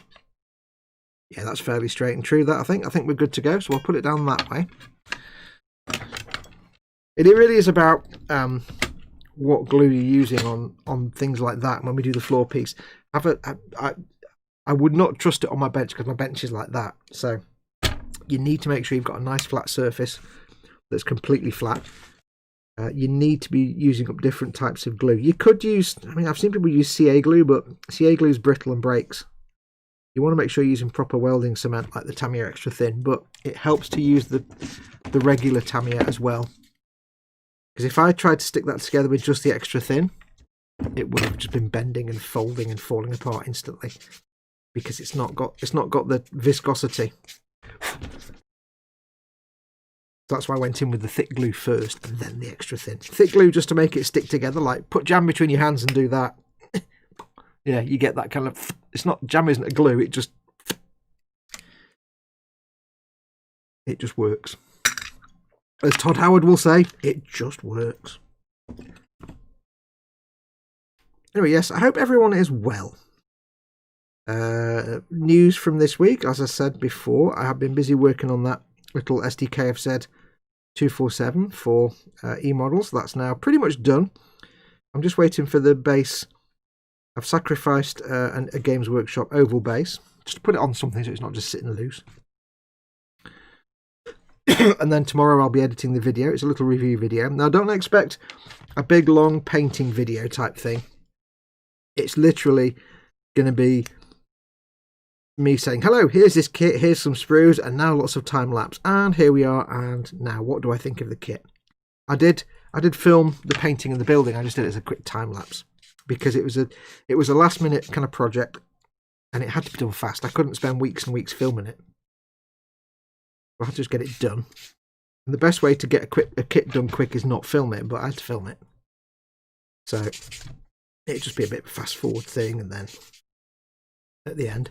I'm not going to tell you what I think of it right now because that belies the point of an actual review video then, doesn't it, you see?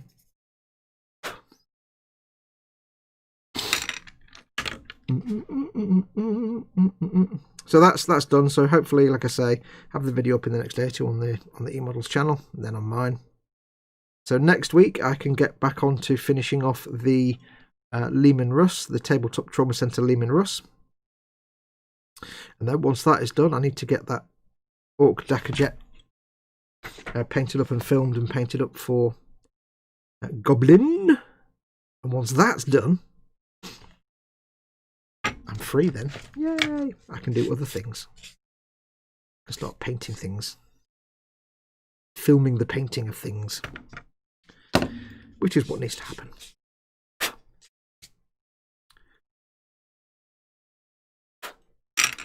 I will be getting myself an printer.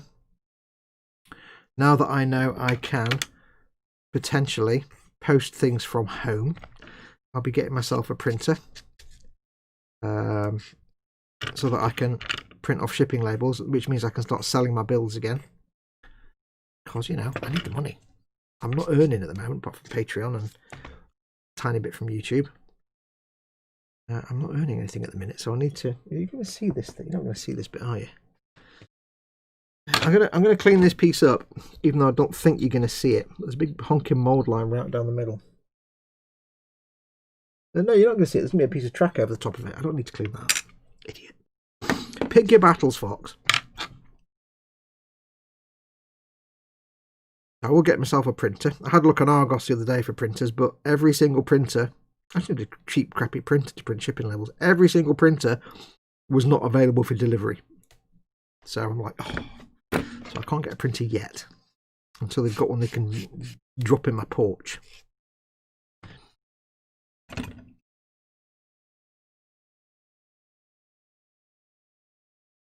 Because, you know, just popping round to Argos to pick it up kind of defeats the whole point of house being on lockdown for the last 6 months. So yeah, so that's the plan for probably in the new year. Or later this month, December time, when they get ones in that they can actually send to me. Myself a printer and start selling things.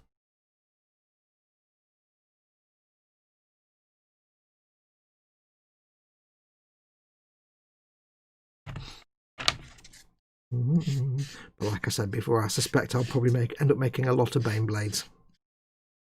So this is my test version, as it were, that will just go into my own army. I say into my own army. I probably will never ever play the game. I'll probably end up with a big collection of stuff that I either just sell or never get around to painting or something.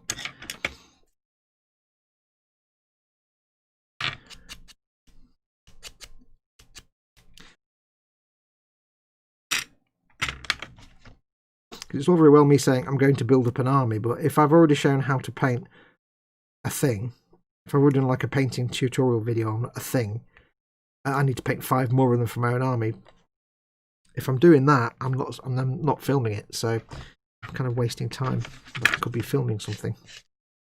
So it's actually quite tricky if you know, for me to do anything that's just for me. It means I'm not doing something for you guys. That's not ideal. Das ist nicht richtig. I'm thinking we might get one side of the running gear done today. Maybe not the tracks as well. We might get the bogies done. Don't know what the phrase is. I don't know tanks. They're just big cars.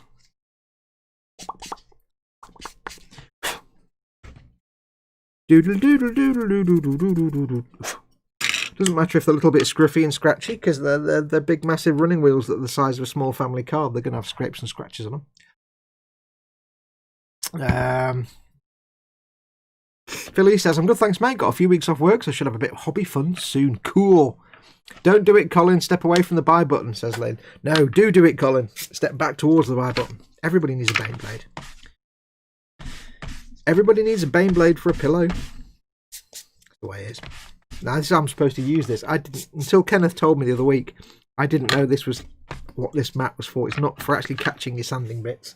It's for getting the sand out of your sanding sponges. I didn't know that. Mayhem says, home at last. Yay. Do you know how much I've done since you've been travelling? None. Pretty much none of it. Okay, let's just double check that's still straight and true.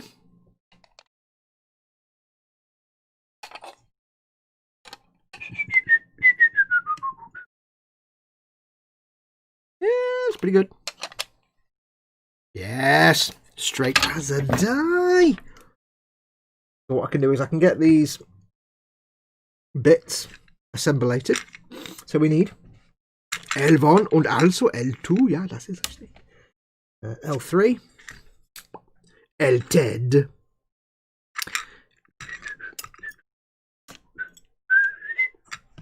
and L4. L4. So we have L1 and L2. Firstly, let's just move this out of the way. I got a splot of glue on this the other day, and it made me very sad. I was very sad. Right, L1, L2. And I do apologise if this is really reflective. Let me have a look. Oh, it's not so bad. I was kind of concerned this might be a bit too reflective, but yeah. Am I in focus, by the way? Also, how is the sound and picture? Is it all looking good? Hopefully it all looks good. Right, L1, L2. So, L1. Ooh, little tiny round burp. Hello. L1. Also L2. Kaplink, like that, you see? Beautiful. Beautiful. Generous bit of extra thin. Diddly-dee-ba-doo-doo. Oh, not that much generous.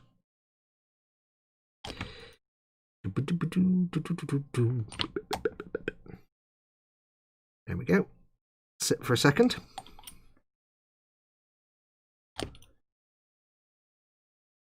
Now, like I said a minute ago, the beauty of things like tanks and such, when you're doing the wheels and things, you know me, I go to great pains. I sit there and slowly, carefully, which way does this go now? I sit there and slowly and carefully sand away any nubs and marks and things like that. But in reality, when you're building a tank, you don't have to worry that much, because even a real world tank, it's going to be absolutely battered. The road wheels are in constant contact with metal tracks, and they're going to be dinged and chipped and broken. So, and if they've got rubber shoes on them, on the wheels, then they're going to be cracked and chipped. So, you know, unless your tanks just come out of the factory. How rounds this go now? It's a long one on that end. Then you don't have to bust a gut making sure it all looks nice and neat and tidy, because it's a tank. It's going to look battered. That.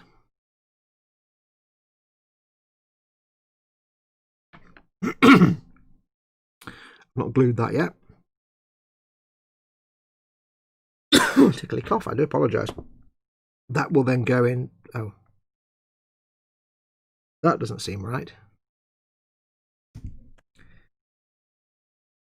L3, yes, that's the wrong one. There you go, Fox, not paying attention.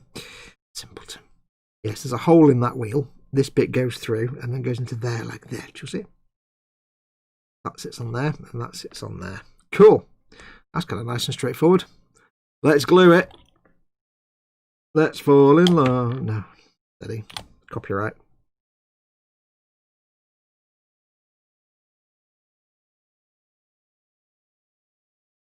That on there, and then this one on that end. There is actually a little detent on this peg, which means it can only go on one way.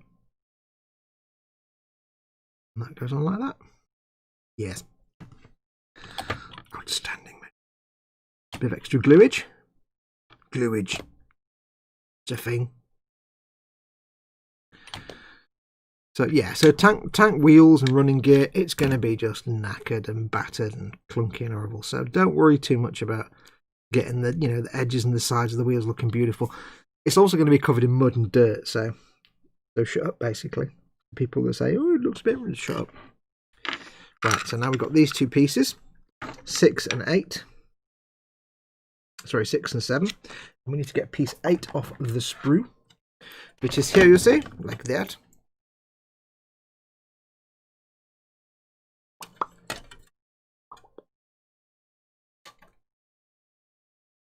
Yeah, if you're building a fighter plane or a race car, it's got to look good. If you're building a tank, yeah.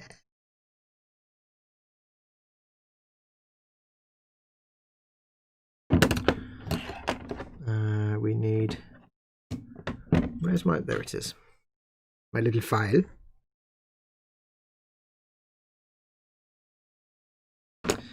So we have part number L6, which is there. Yeah, there's like, it's not a circular hole, it's like a, thank God, it's a hole with a D shape. So it only goes in one way, and it can only go in one way. Praise the Lord, and pass the ammunition. On camera? Yes. I shall have a look at chat in a moment. Peeps.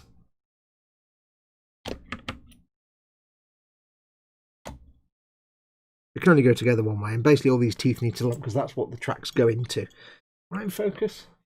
Let me know if I'm out of focus, folks. What's chat saying? Name, everything is fine. Just got back from my warming up my leftover Thanksgiving food, turkey stuffing and some asparagus. No mashed taters though. Oh, asparagus. Burpage, says Lynn. If someone bought me a Baneblade, I'd give it away, says Sarah Jane. Really? You'd be doing yourself a disservice there, Sarah Jane, because it's Baneblade, isn't it? Also, you'd be giving away £100 gift. That seems a little premature, perhaps. Now, this apparently goes on in a way, I think like that. I think like that, you see? Yes, like that. Most efficacious. And like with all things, I'm going to slap the glue on. Now again, because this is all unseen and won't be visible, I can go a bit heavy-handed with the glue. I don't need to worry about it looking pretty, whereas I normally would try to keep glue nice and neat and tidy. But this doesn't matter. It's of no relevance.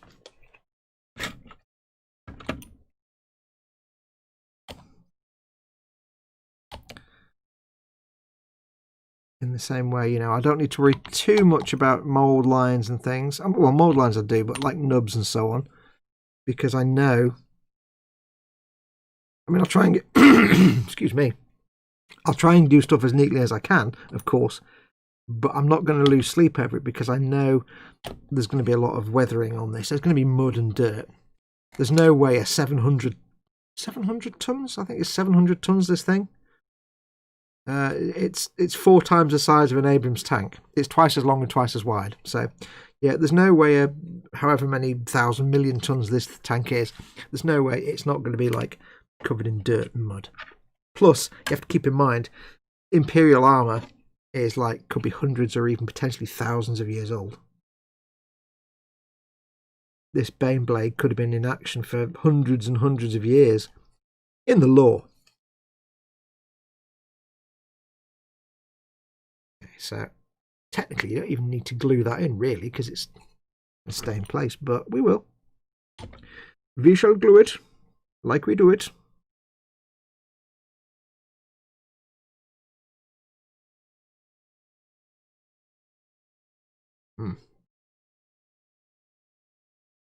Oh, that's not great. There's a little bit of wiggle room there. I don't like when there's wiggle room on something. Especially when it's D-shaped and it's got to go a certain way. I'm going to not glue. I'm going to let that glue go off. I'm not going to glue it because I don't trust that to be locked in place. I think we might have to leave that freewheeling and then just make sure, because if I glue that in and it's like not exactly right, the tracks aren't going to line up. But it wasn't sitting completely snugly in that. It was had a little bit of play in it.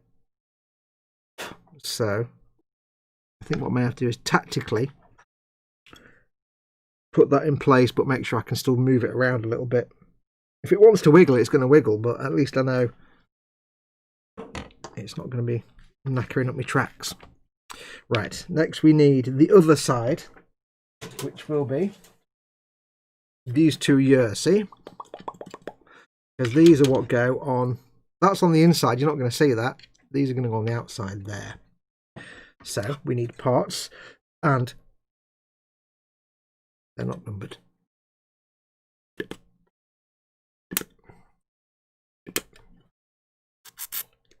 So hopefully that rear wheel's not going to be a problem. That could get tricky.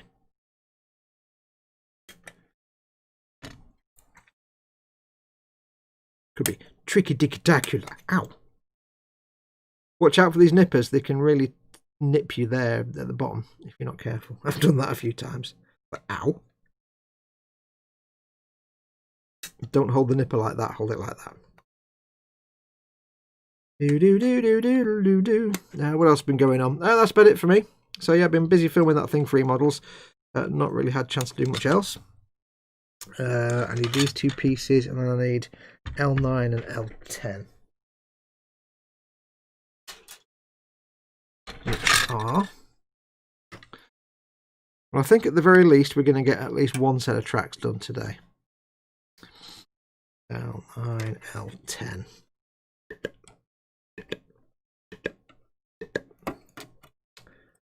I love this idea though. The wheels don't rotate, they're just on these bits that you can't see. It makes life so much easier.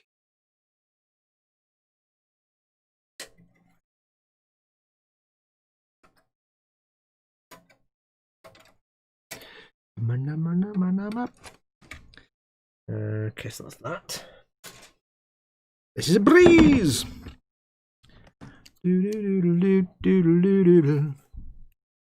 That's a cool looking kit. I'll get a trumpeter kit sometime, says Dan. This isn't a trumpeter kit. It's really good, but we're not talking about this, are we? What we're talking about, the Challenger 2 Desert version. Oh, I say, talk about something else. Okay, I'll shut up. You just get a Baneblade. It's the other option, of course. Nubs, says Mayhem. Yes. Right. Get the God handings out. Again, these are going to be wheels in contact with the track, so I don't need to worry too much. Get all prissy on them and get them all. That doesn't matter. You're not going to see it. I just need to make sure they're smooth and don't foul. That's all I need to worry about. It's actually kind of refreshing to be able to do this. Just get them off the sprue and just loosely, because you know me, I normally get them with the knife and I clean them up. Just to be able to just get a sanding sponge and go ding, ding, ding. There you go, done. It's kind of refreshing. It's like being a kid again. It's like being a kid again. All these filamenty bits, little bits of flash, but it's like little tiny filaments. Filament is a lovely word, but out of context, it's quite absurd.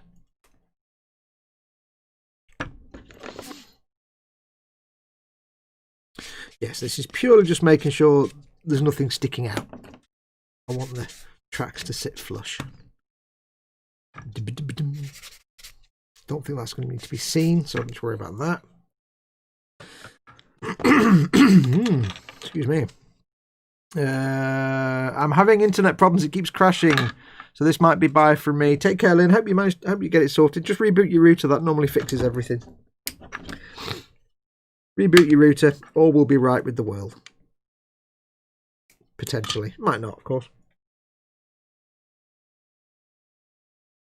But 99% of the time, reboot the router, leave it off for 30 seconds at the main, turn it off at the mains power, leave it for 30 seconds, turn it back on again, resets it, and usually fixes 99% of internet problems. Which is especially great when you're completely lazy.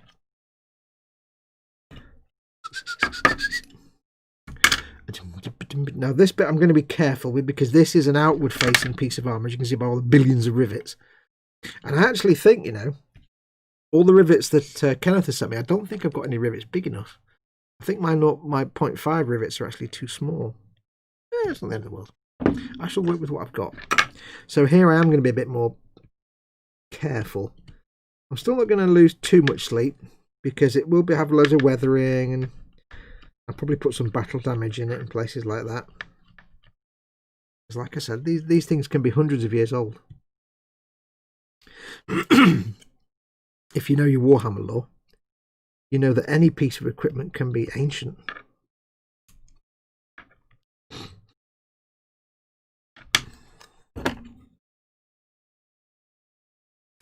Get this nice and smooth.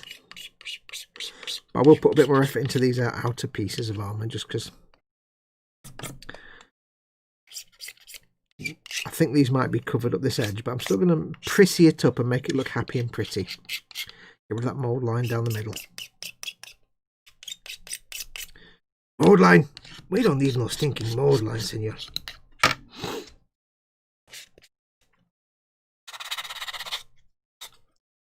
There we go. Little bit there. But because I kind of know where bits are going to go on the final model, I can kind of know what sort of weathering they're going to get covered with. So in places I can say, well, that's rough, but I know it's going to have a big splodge of mud on top of it, or I know it's going to have this, that and the other on there, so I don't need to lose too much sleep to carve that.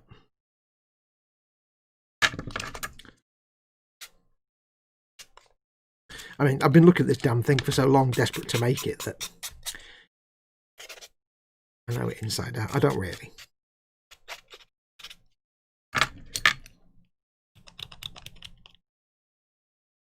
Don't forget, folks, treat the chat as an AMA if you want to ask me anything. That's what we're here for. And I'm kind of captivated by making this, but we are here for, I'm here for you. So ask me anything you like. I don't do religion, I don't talk politics, but I'll talk about anything else. Doesn't have to be about me. Doesn't have to be about model making. Could be anything you want. Talk about anything. Just nice to talk, that's all. It's nice to talk.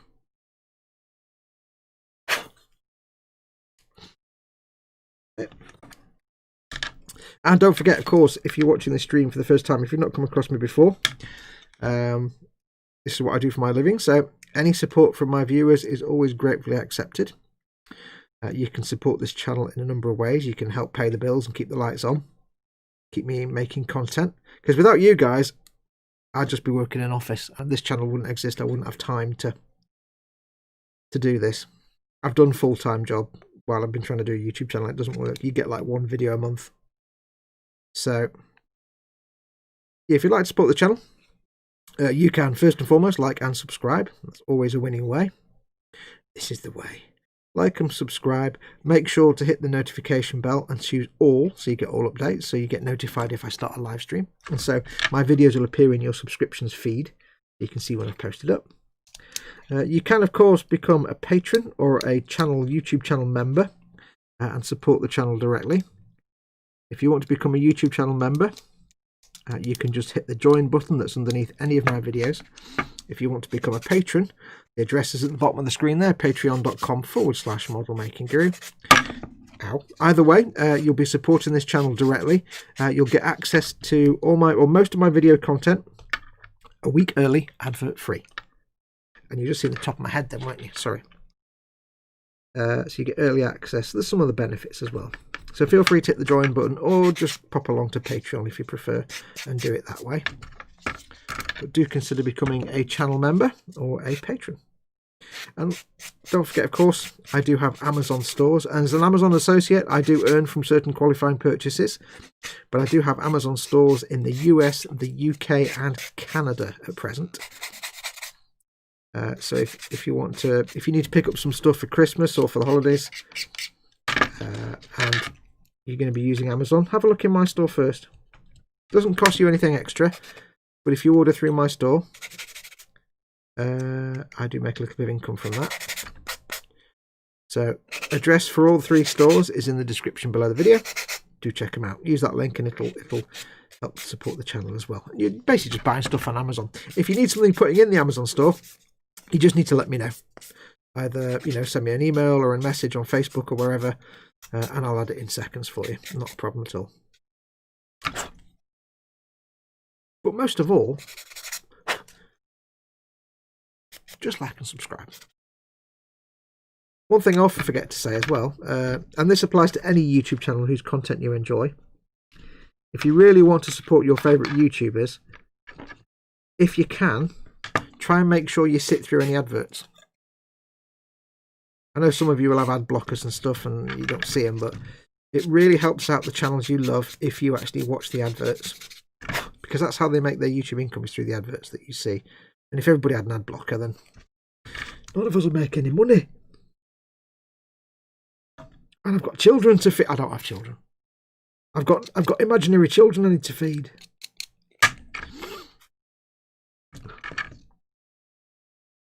Right, that's that bit. Quick look at chat. It's a breeze. No, that's a trouser burp. Yes, that's mayhem. That sucks then. I hope you can get it going again without support. Fox is right about rebooting the router. It's the first. Yeah, always reboot the router. What I tend to do is sometimes my router is really nice. It very rarely has a problem. My ISP even rarer has a problem. It's usually my router. But I'll always reboot the router. If that doesn't fix it, what you want to do is power the computer down completely. Once you've rebooted the router, power the computer down completely. Power it off at the mains. And again, 30 seconds, turn it back on again. Because sometimes rebooting the router sorts the broadband. But when you reboot the router, it might lose connection to your PC and it won't be able to trigger it back again. So just powering the computer down and powering it back up, then kicks it back in again. You have to reboot one, then the other sometimes. But if both of those don't work, then yeah, there could be a different problem. Right, so these two, we need to get rid of all the bits I've just shaved, all my shavings. Shavings. Bode well for next week, though. If I just do one side of tracks, next week's going to be the other side of tracks. How long did it take to get your bench set up, says Mayhem Model Works? Well, this, about 2 minutes, because it's a big folding table. It's not like a crappy paste table, it's a proper industry strength folding paste table that I kind of borrowed from when I was working for my mate. And then it just kind of grew over time with spray booth. I had the spray booth already. It grew over time with the extra of his own stuff. It's constantly developing and growing. I need to wipe my nose again. I think it's going to be it for me. I need to get some sleep for work tonight. Okay, Dan, thanks for coming in, buddy. I appreciate it. Take care. Have a good day at work or night at work. And, oh yeah, I've got a sniffly nose. We'll see you during the week, dude. Bench setup, at least for me, is always a work in progress, says Chris. Yeah. I mean, I would love to have a bigger bench, a deeper bench that goes more that way. I'd love to not be in the same room as everything else, but, you know, it always changes and it always will. I did have thoughts about having my spray booth, which is just there, having it just packed. It's a little portable, you know, pack it into a suitcase size thing, of having that just discombobulated when I don't need it, so that I can have more space. But the problem there, of course, is that I'd still have to put it together every time I wanted it, and there was some of the reason I couldn't think of. If I could get rid of the spray booth, I could have more hobby zone space, and I could just expand the workbench that way a bit. I could have hobby zone stuff on my right hand side and have more space that way. If I could have units to the left and right, then I wouldn't, especially when it comes to X-Wing, that's going to be, I'm going to take these hobby zone units down. But there's very practical reasons I can't do any of that. So, you know, one day I'll have the garage demolished and rebuilt as a proper studio. But that's also like a week after I've won the lottery, because I don't have that kind of money. Right, let's get these bits gluitated. Now, as before, we need to make sure these are straight and true, hence the glass thing. Now, this was a Home Pride. That doesn't work. That's not right, is it? That's the MA5B assault rifle from Halo. Master Chief, sir. There we go, that's better. Simpleton. Now, this is a public-facing piece of armour, so I can't get too messy on this one. Let's get messy! Now, can I actually... Have I got a straight edge that I can lay this flat? Now I lay me down to glue. If I get my rule, not my ruler, but my rule. It's a rule, not a ruler. I'm not quite as bad that I'd call it a straight edge. That's an old metalwork teacher's kind of thing, but I don't call it a straight edge. A rule. Like a slide rule, but it's a non-sliding slide rule. I'm just talking nonsense now. That would look fairly good. I can do it on that side. I can't really do it there because there's too many little sticky up greebly bits.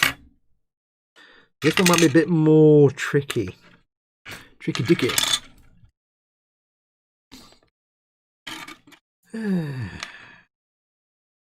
Oops.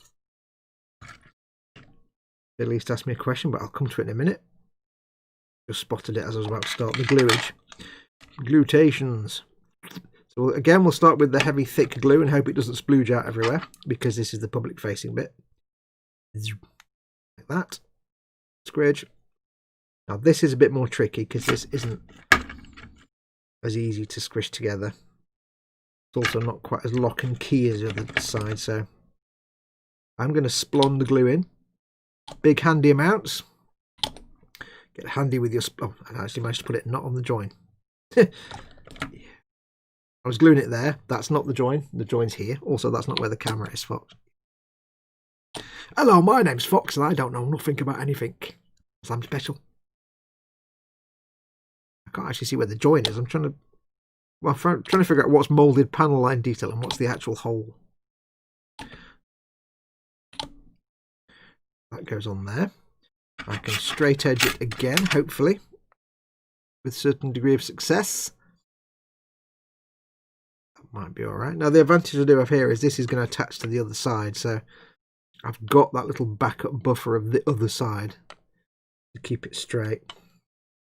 But the other side, of course, is where you've got nothing to work off when you first start out. So we'll put that there. I shall keep it. Real weight. Oh, actually, okay, it's kind of okay. That'll do. It kind of sits flat. That's not so bad. So we have this. Philly says, Fox, what paint scheme to use on a post-apocalypse tank for a punk gang? Current plan is graffiti style. Yeah, I'd say lots of bright colours, lots of like, look up, well, I wouldn't necessarily say synthwave, which is all like neon 1980s colours that blend into each other, but definitely kind of that kind of neon 1980s bright coloured neon style, punk style, yeah. Or if you want even better, if it's going to be the perfect thing to look at, go and just look up, do a Google search for Tank Girl. That would be perfect. Tank Girl style is punk, it's post-apocalyptic almost, it's not quite, but that would be perfect for a tank. Tank Girl style, lots of checkers, lots of silliness, just get a vibe and a feel from the artwork. I think that will work really well. So, right, we have this bit. Now, these pieces need to go onto there, and then these pieces go on there. So it's actually like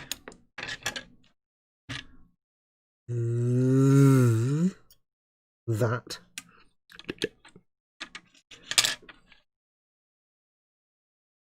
Like that, brother. And then that bit there. And then this piece goes on here like this. You see, lovely, lovely. We can glue. So these pieces will almost keep this kind of nice and straight and true anyway. Again, you're not going to see these, so I can go in with the fat glue just to get extra maximum stick. I will go in with the non-fat glue as well, but this is just for extra maximum sticky times. Stick-taculon.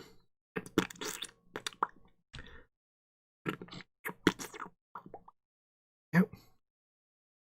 Come on, a little bit of the extra thin. Yeah, Tank Girl might be good. I mean, definitely a kind of, if not, then a kind of retro 80s neon.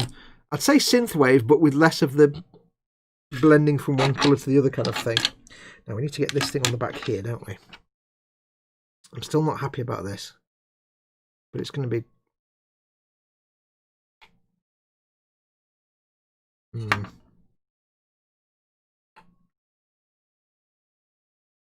Have to just not glue it, I think, and hope and pray. So that it all comes good in the end.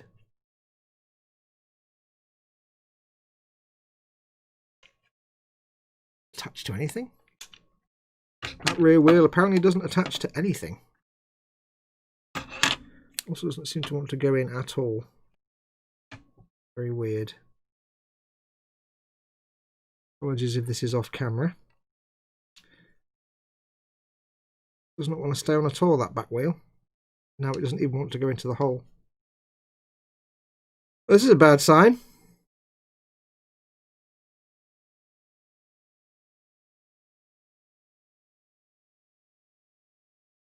There's no equivalent pin on the other side of the thing for the wheel to push into or lock into, so it just sits there like that. And if it's not going to stay in, I mean, it will stay in, it'll stay in. Oh, okay, these wheels aren't in contact. Okay. Yes. This is quite tricky without having the tracks available. Okay. Yeah.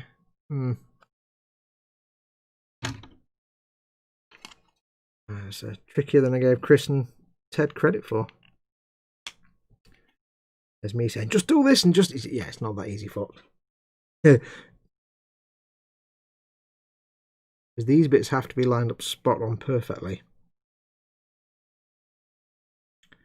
You're going to get the track round, but the track has to fit on... I mean, at the end of the day, if it comes to the comes to the worst, if it didn't fit on there, I'd just take the teeth out of the track and just lock it in place. But there's some rotation to that, so it might just be that I have to glue the track on and then line the wheel up and the track will hold it in place. We shall see. For now, I shall get to the gluing. Am I on camera? Yeah, I hope so. No, because the camera's there, you fool. I'm doing it all towards the end of the table up here where you can't see, which is just stupid. Apologies for my silliness and nonsense. Right, so that's there.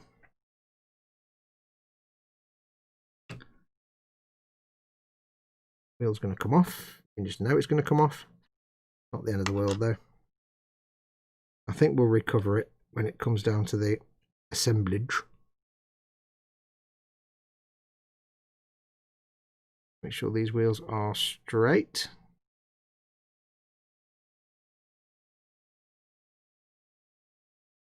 I mean, the tracks will fix a lot of problems, but it's just making sure you've got it all available at the same time in the same place. Hold it up against the lines on my bench. Looking pretty good. Okay. That needs to just sit and not do anything for a little while, so I'll put some extra glue on there. When do you put the track on? Might be how many pieces of track at the end? Oh, many pieces. Yeah, what time are we on? 5:05. Can I get all that track on that quick and cleaned up at the same time? Given the idea there'll probably be lots of nubs.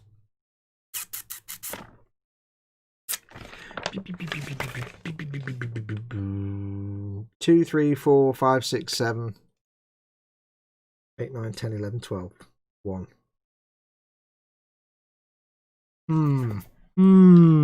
That's vexed me, that wheel has. It has vexed me slightly. Right, so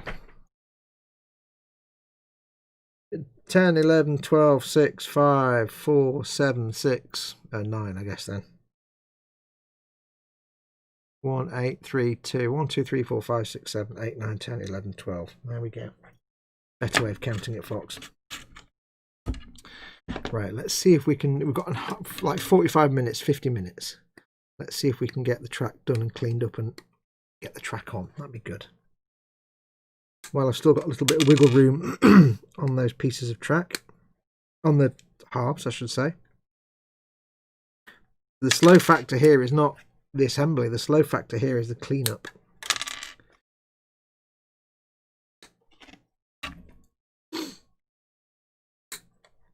Now, it may well be that I can take, excuse me, I do apologise for the coughing. I can take the mould lines off. That's probably really loud. I do apologise for that. Take the mould lines off in situ once they're glued in place. Possibly. I don't know yet, though. I don't want to make any assumptions. Because, as you know, if you assume, when you assume, you just make an ass of you and me. 1, 2, 3, 4, 5, 6.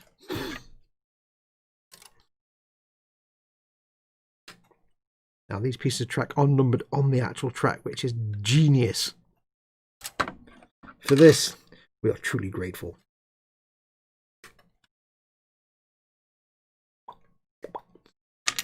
Apart from that one that fell off on the floor, and I've got to find it. It's there. No, it's not. Where is it? Oh, fantastic. Hang on. Hang on. There's this purchase. I've got it. There we go. Yes.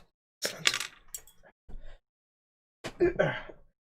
It's the law, you see. When you drop a piece on the floor, you don't actually, you are always physically unable to see it until you've got off your chair and you're kneeling down. Then it becomes instantly visible. Because arse, basically. Quite simply put. Where's the camera? Where's the centre point? There we are. Apologies if I'm working down here, by the way. It's probably quite annoying if I keep doing that. Force of habit, I'm afraid.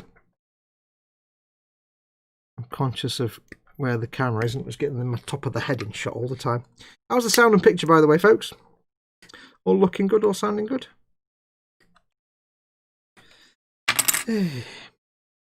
What else to talk about? Don't forget to ask me questions if you want to in chat. I will do my best to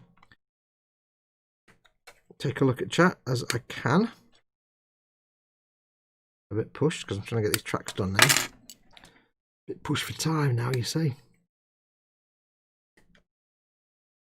So this is really my sort of test build on sprue complete. If I can iron out all the build issues here on this build, then that's fine, because the next time I come to build one, perhaps to sell, then, you know, there'll be some happiness involved around what we're doing now. Yeah, I'm not going to spend all day doing these. Make sure it's all nice and smooth for everything fitting together. Doodle-doo. All good, Foxy, says Muse. Thank you very much. Sound and picture are good for me, Fox, says Phil. Cool. Don't forget, if you want to get my attention, like I say, put your comment in capitals, or you can do a super chat, hit the dollar symbol at the bottom of the chat window, or you can, if you want to, just at me. If you don't know, you can do that. If you do at symbol and then somebody's like name, the chat name, it will highlight your comment to them. Their name will be bright orange, and they'll see it a mile away. It's a good way to catch someone's attention. Rather than just saying, "Hey Dave, what do you think of that?" You put "Hey at Dave" or whatever the person's, you know, login is, and it highlights them. Only to them. And basically, what happens is these tracks will just sit on like that. They'll lock into various of those little recesses, theoretically. The wrong way though. Where these are supposed to go, kind of like that. So theoretically, if I'm pushed for time now, I could clean up the mold lines later. That is an option. Ooh, forgot about that. I need to make sure they're level, don't I? I'm just making sure these are straight and true. There we go. Some of the wheels weren't quite pointing down enough. I'll just push them forward a little bit. There we go. Lovely. So I could clean up the mold line later rather than doing it now, because I'm going to be here all day if I start cleaning up the mold line now. Although having said that, it's only the mold line on these little raised nubbed bits, which I can potentially do very quickly with a file. Still, I'm trying to cut corners. It's just that acutely aware of time.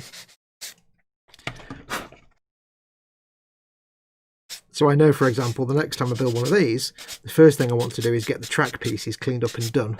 Then I can assemble that and stick the track pieces right on. So there you go, that's not so bad. That's actually a lot quicker. Got a number there. Just sand off the mold line from the little recess, the track pin, as it were. And the other bit of mold line that's left is actually a step between two pieces of track anyway. That's fine. Don't worry about that. There's a number there. Yeah, there is a mold line going along the middle, but that's like a step between two different pieces, so I can live with that. That's just sped up the whole process massively. So let's crack on and get these done. We may have one entire side of running gear done by the end of today. Or today's live stream anyway. Let's find out. And again, because these are like, you know, tracks, they're road tracks, so I don't need them to be like beautifully clean and polished. They're going to be scratched and scraped and scruffed and horrible because they're in constant rolling contact with the earth and rocks, and they're hundreds of years old. But there you go, that's my logic. And they're going to be covered in mud. So, was there a mud on the side? No. They're covered in the mud. Even less worry to worry about them. Even less reason to worry about them too much.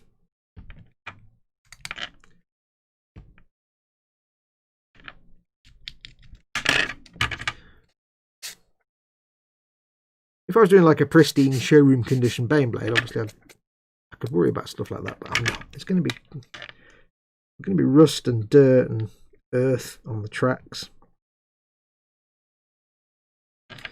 It's going to get realistic weathering. It's not going to get the, it's not going to get Games Workshop style silver track with black wash, and there you go. It's going to get something more akin to the Forge World style, which is proper armor AFV, real world pigments and powders weathering and streaking and stuff like that. So yeah, it's going to be dirty, filthy dirty, because that's how tanks do.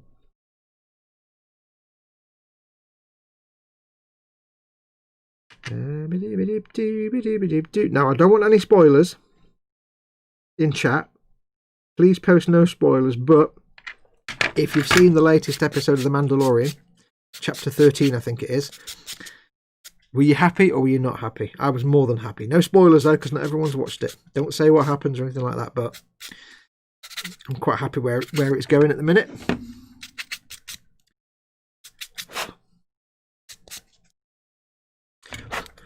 Although, yeah, there's one thing that's like,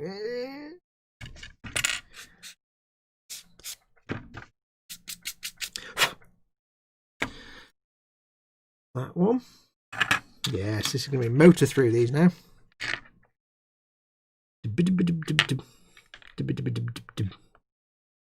These nubs. I was kind of dreading this because, normally when you do a vehicle, like you do something like a Lehman Russ or something, the tracks are quite fiddly and you spend ages just get rid of all the mould line from around the side, but they've actually been quite clever and made the mould line half of a track, so it's like, it just looks like half an actual thing in the track, to be perfectly honest. I'll take it off there though. That's a bit obvious. Have I done that? Not quite. Let's take it off there. Because that's a piece where two pieces of track meet up and you might get that exposed. So that's going to look a bit obvious.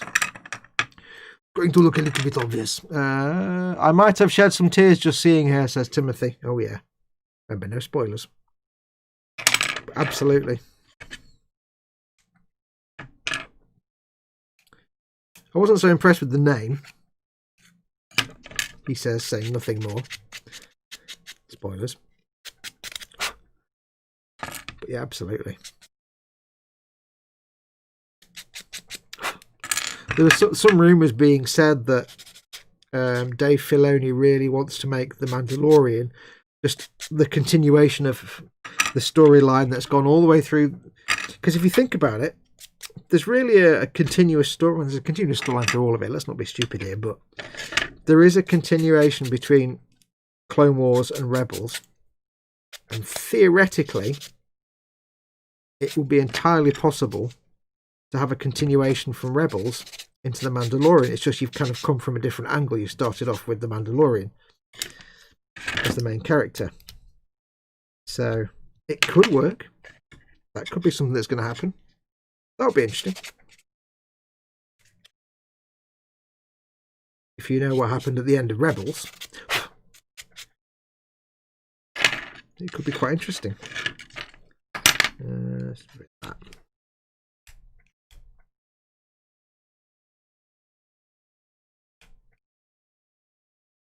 And that'd be cool. That'd be a storyline I'd be interested to watch, because I do like Rebels and I love the Clone Wars, the animated series. I didn't last very long on that. What was that other series that came in like last year or something? The one with the pilots, where they're on that oil rig thing, and I didn't last very long with that series. It didn't grab me at all. Didn't really rate that. I don't know if that fits into the canon anywhere. If somebody could tell me, I don't know. Whatever it was called, the one with the silly racing pilots and stuff. Yeah. Does that filter into the Clone Wars and Rebels storyline anywhere, or I don't know. It's the kind of thing I'll probably just look up the storyline on Wikipedia rather than actually bothering to watch it. Yeah, the name was a bit meh, yeah.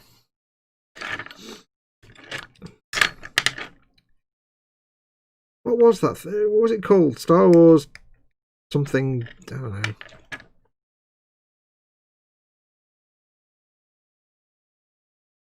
Yeah, it didn't grab me at all, that series. But you know what? I would have just gone for more Rebels, to be honest. The only thing I can the only thing I'm really hoping in The Mandalorian, you know, is we saw a couple of HK-87s in the episode. Not a spoiler really, but you've never seen them before. But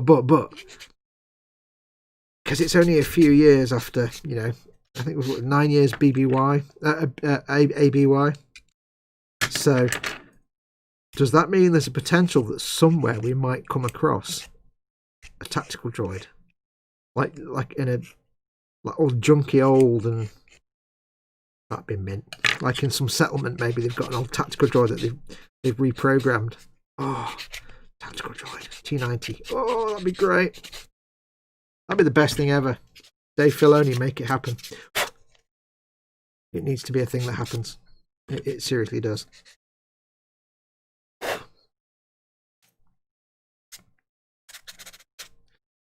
There we go. Good enough. Once it's covered in mud, you'll never know. Quite a lot of pieces of track. Yeah, where are we? I bloody love seeing Katie Sackhoff in the previous episode. Oh yeah, as what's her face thingy? What's it? Khal Drogo. No, that's not right. At first, I wasn't. It didn't twig to me at first when I saw her. I'm like, well, I recognise the little flourish on the helmet, the little design on the helmet, but because it's been a little while since I watched the episode of Rebels. Rebels? No, yeah, Clone Wars. So I'm like, it didn't really twig. It was only afterwards when I was reading about it, and I'm like IO9, and I'm like, oh, of course, that's who she was. That's right. Because I kind of forgotten all that stuff in the last few episodes of Clone Wars. Not forgotten it, but you know, the little intricate details. And I didn't actually know. I had no idea or no memory of that Katie Sackhoff actually played that character in Clone Wars. That's quite good. And just the bizarre thing was, it looked like the character from the thing. So, what are the chances? Your animated character was designed to look like you a bit. That's a really clever thing to do.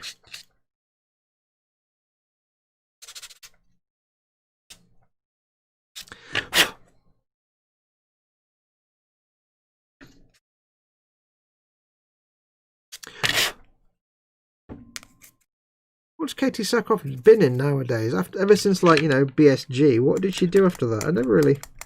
And I'm sure she's been in things that I probably wouldn't watch. So, but has she been working a lot, or has she been off the radar? I don't know. Ever since not being Starbuck anymore.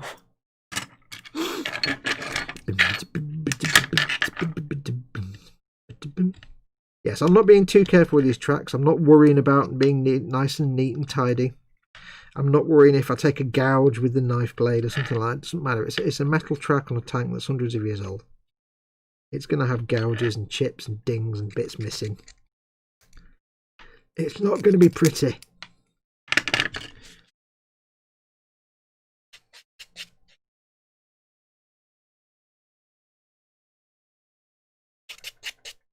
I'm not too fussed. I'm not being too delicate.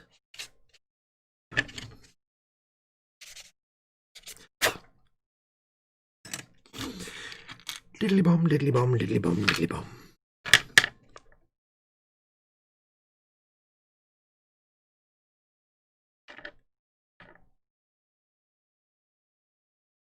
Yeah, because we kind of think of The Mandalorian as it's a standalone story in of itself. You know, The Mandalorian, the child.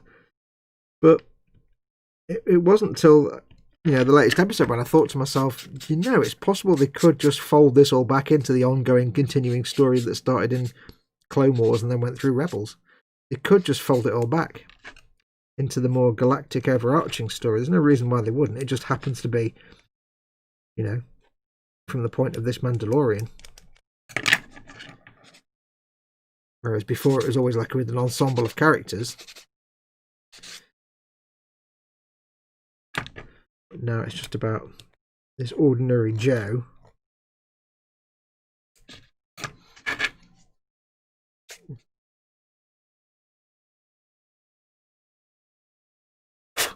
don't know. It would be interesting if they did. Like I say, it's easy to forget that's the option they could do.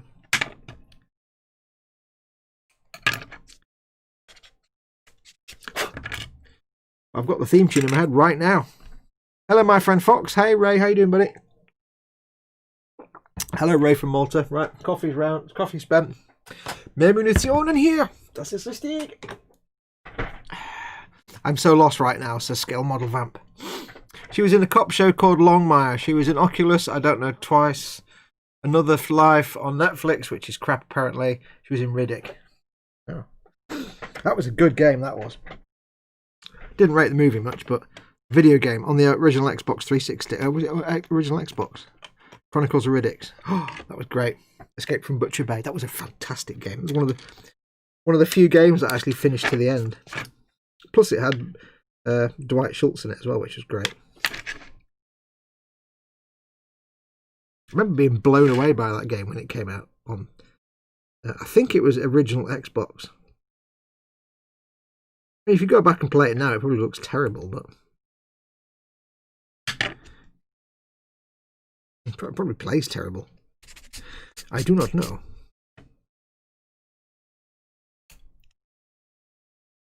Now I'm really just cleaning up these bits because this is where you get two pieces of track joining each other, and it might be like at an angle like that. That sentence was terrible. They might be at an angle like that. So I want them to look reasonably neat and tidy. R5 we're coming up to. A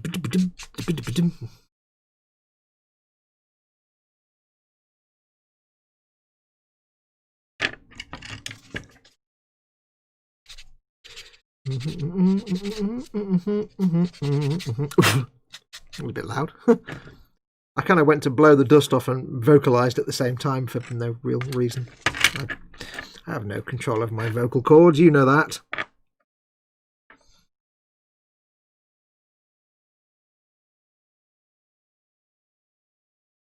Yes, and my plan is to get the tracks on, but try and do it in such a way that that back feed wheel at the back, whatever they're called. Somebody who does Armour, tell me what the back, the back wheel, what it's called. Try and make that the last bit so that everything lines up. Because with that not being glued in place, it's a bit concerning, but I'm sure it'll be fine. If a bit fiddly. But like I said, if it does, you know, punch comes to shove, that's not even right. If crunch comes to, with me back against the wall, I'll get the words right. It might just be that I have to cut the little teeth off for the final piece of track and just glue it to the wheel in place. Doesn't really matter. It's nice to have all the teeth going into all the right slots in the wheel, but as long as they actually match up, it's all that matters. Hey, I tell you what I did watch. Yes, the day before yesterday. 1917. I've not seen it before. It was on Amazon Prime, so I watched that. That was a good film. That very good film. It's a shame it was not one single shot, but I like the fact they tried to make it look like it was all the way through. It wasn't quite, but it was close enough. But yeah, it was a good film. That. And it was a good return to sort of classic filmmaking style of not a lot of story in an hour and a half, 2 hours. Not a lot happens, but it's fascinating. My head's in shot, isn't it, all the time? If what you're seeing is the back of my head, please ping me in chat and let me know. Ping me with an @ so I know. Yeah, let me go back to the old 70s ideals of filmmaking where you'd have an hour and a half movie and there might be not that much happening. Like All the President's Men, not actually much happens. But it's gripping. It was the same with 1917. Not a great deal happens, but it was gripping and moving and tense.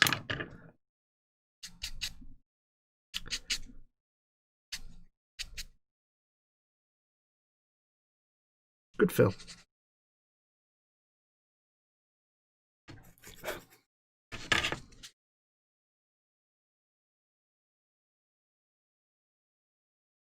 Right, that's that one. One more to do. I'm dying for a wee.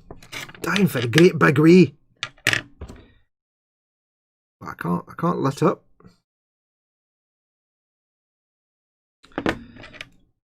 I'm on a deadline here on the clock.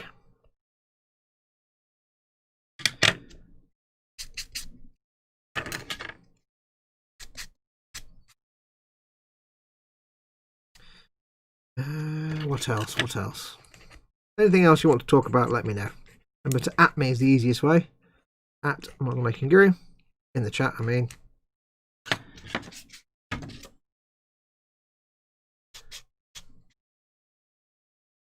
I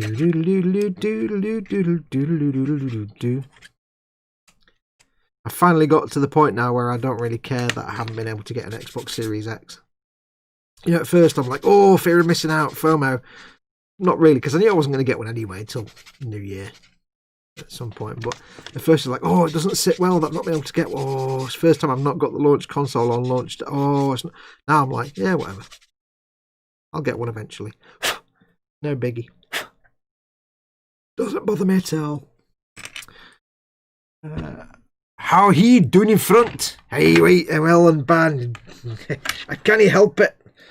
I've got shavings all over my shirt now. Right, so this is where it gets a bit thinky.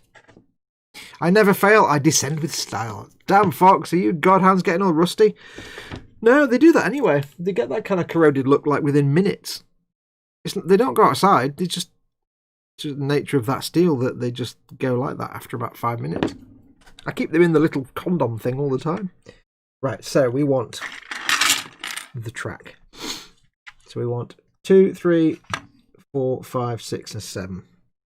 So 4. That's 6, or that's 2. 7.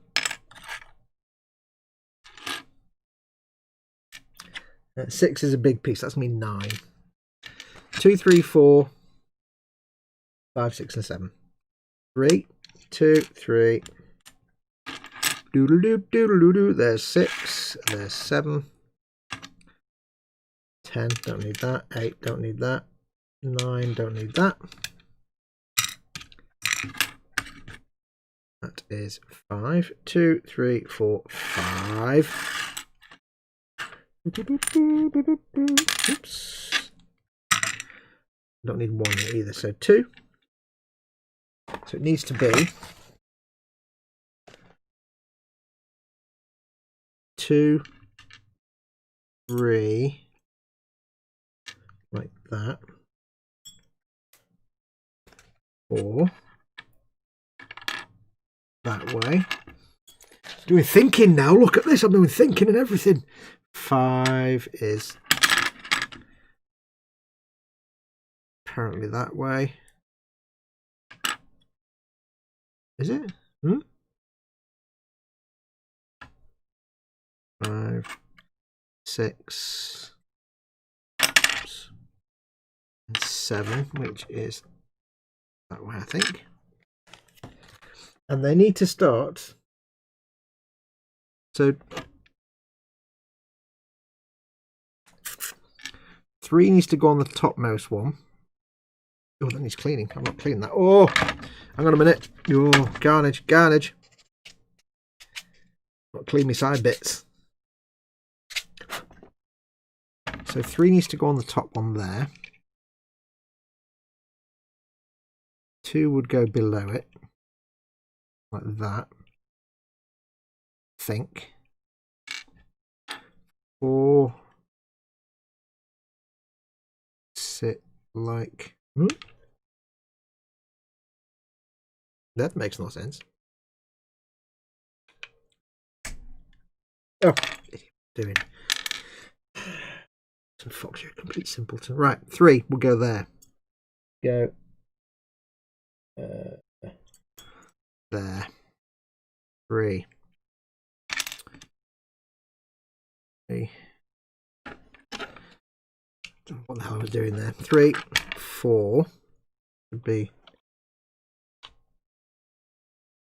locking into those 2.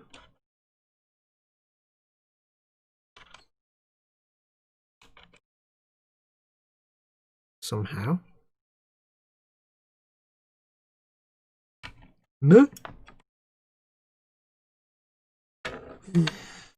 Kit bash it with a couple of exorcists and make a Sisters of Battle Baneblade. That'd be cool.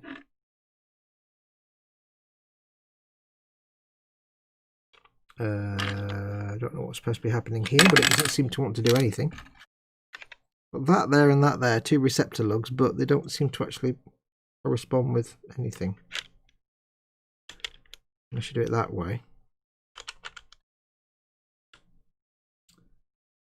Nah. Makes no sense at all. 2, 3. Okay, might not get this done by the end of the show.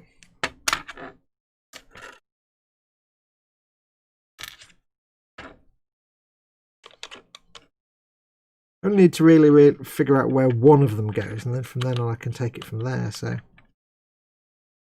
that's supposed to go there, like that. That seems a bit rum. Oh no, then again, actually, that sits like that. That would sit then like that.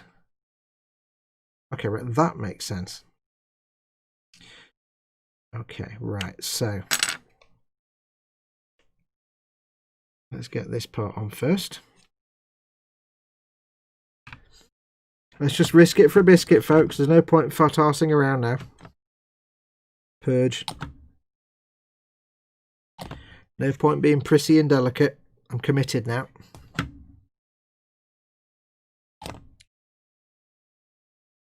Where's the other piece? I've so got the Mandalorian theme going through my head right now. Piece goes on there like that.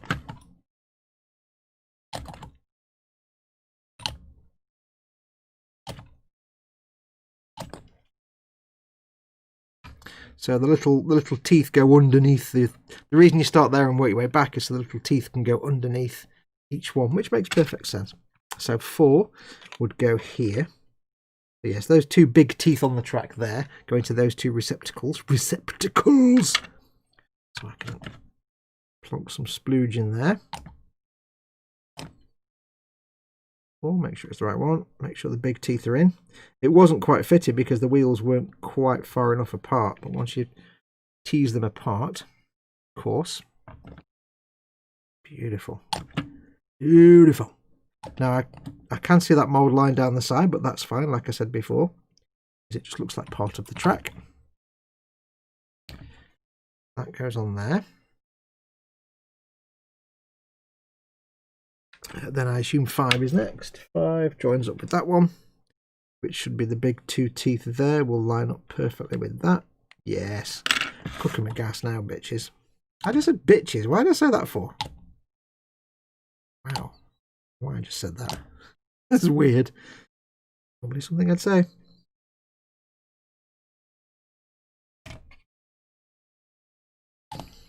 Track isn't quite straight. Yep. A little bit of a kink to it. Ooh, misses. Kink here. I'm going to be generous with the glue here because I need it to all stay in place.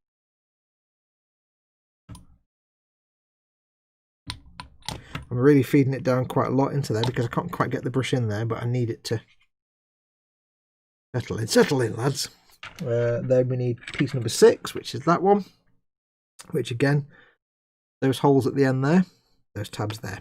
So I'm going to use the fat glue for this because I might get less wibbly wobbly nonsense. I can also stick it to the wheels. It'll stick in place a bit better. So 6. I'm going to go there. That makes perfect sense. Beautiful. Now, I haven't got to the funky wheel yet, so I'm saying it's beautiful. It makes perfect sense. I'll be cursing and swearing in a minute if it doesn't all line up. Then I won't be happy at all. It's not quite straight, but I can live with it. Oh, that's not straight at all there. Look at that. Oh, dear. Das ist nicht. It's quite funktacular, that.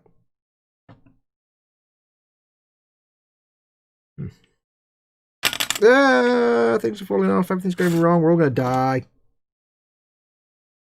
Try that again, shall we? Once again with feeling. There you go. Hello. Told you. All going so well, and then all the swearing starts. I can't quite get anything down there to get the glue in, so... Whoa.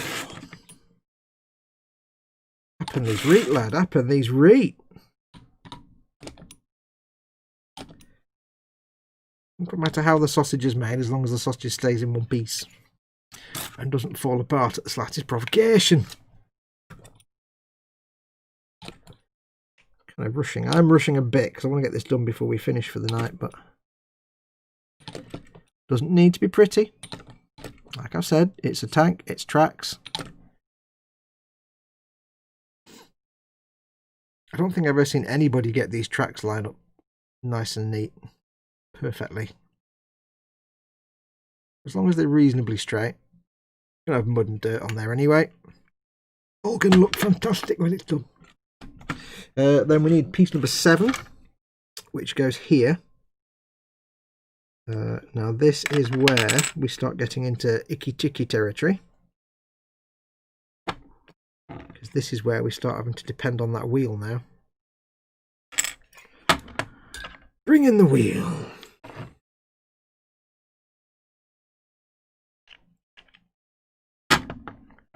Oops, plunk. Apologies if I'm off camera.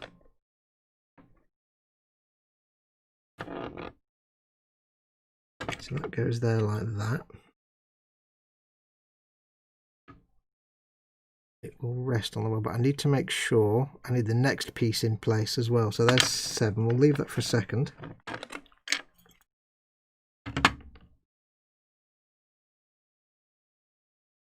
that's looking fairly straight, nice and neat and tidy. Das ist richtig. A little bit of glue down there. I can be quite handy with the glue, handy with the glue even, because it doesn't matter if it goes a little bit splobby. It's extra thin anyway, so it's not going to, but it will be covered in dirt and mud, so any bits of overhandy glueness will be more than hidden away. Right, so we'll put that there for a second. Nice flat surface, there we go. Head in shot all the time, do apologise. We want parts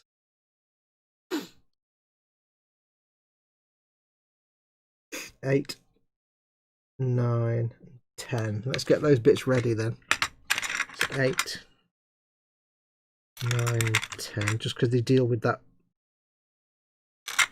wheel. 8, 9, 10.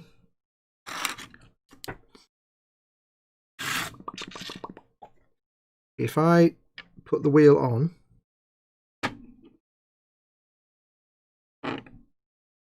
straight edge should be there.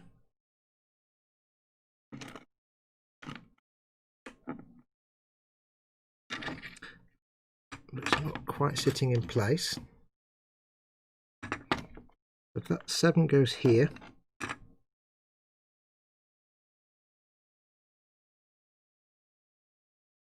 There we go, so 7 will sit there.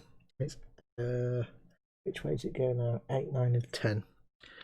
Be 8, 9, 10, and it will be that way. 8 needs to rotate around a bit more, I think. Oh no, maybe it doesn't.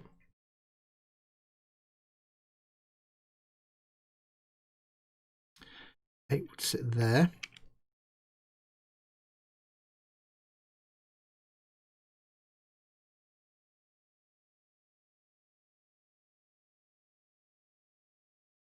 And what I'm hoping is if I can get it all lined up just right, then track will keep the wheel in place and the wheel will keep the track in place, but it's going to be a bit of a clusterfunge.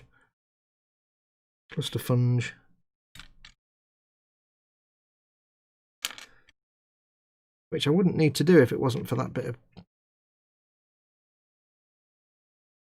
thing not fitting properly. Right, so I think that's going to do it. So I think what we need to do is glue this track on first.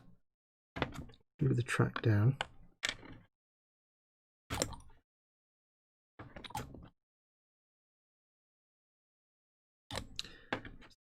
Goes there like that. Don't want to glue it to the wheel because I want the wheel to still rotate a little bit.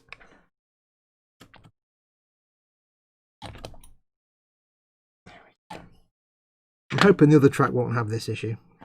It's just this one specific wheel that's a bit of a pain in the bum. Piece number 8 should sit like that. Oops, no, it should sit like that.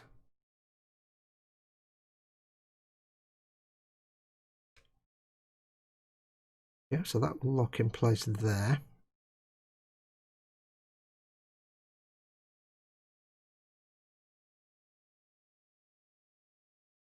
Still want the wheel to move a little bit, so we'll touch of glue in there. Glue in there. Piece number 8.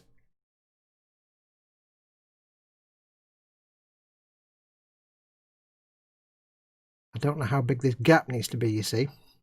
So I still want some room to maneuver. 8, 9 and 10. There's what I could do actually might be easier. 8, 9. This isn't quite the way you're supposed to do it, but I don't really have a lot of choice since that thing didn't go in properly. 8, 9.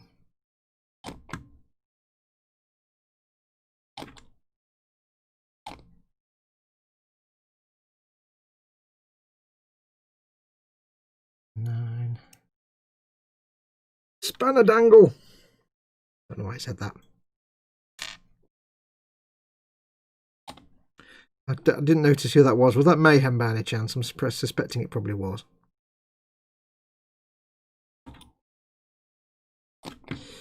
Right, 8, 9 and 10. From there.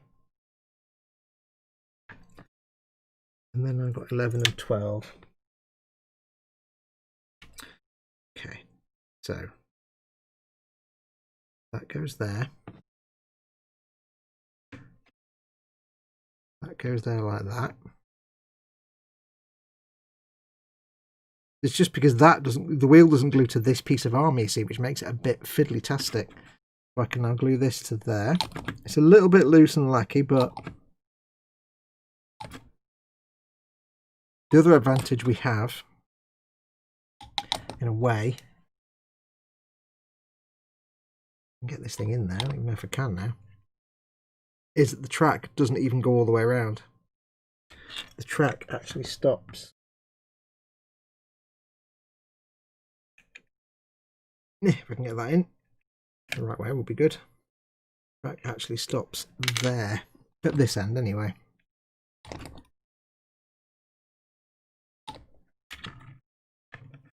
Fiddly, and I'm probably off camera, so I apologise if I am.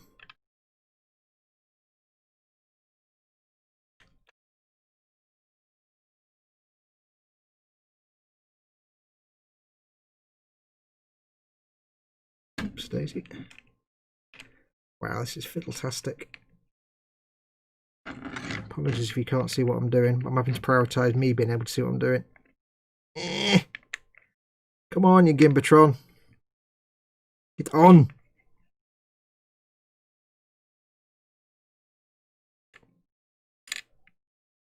Right, we have just...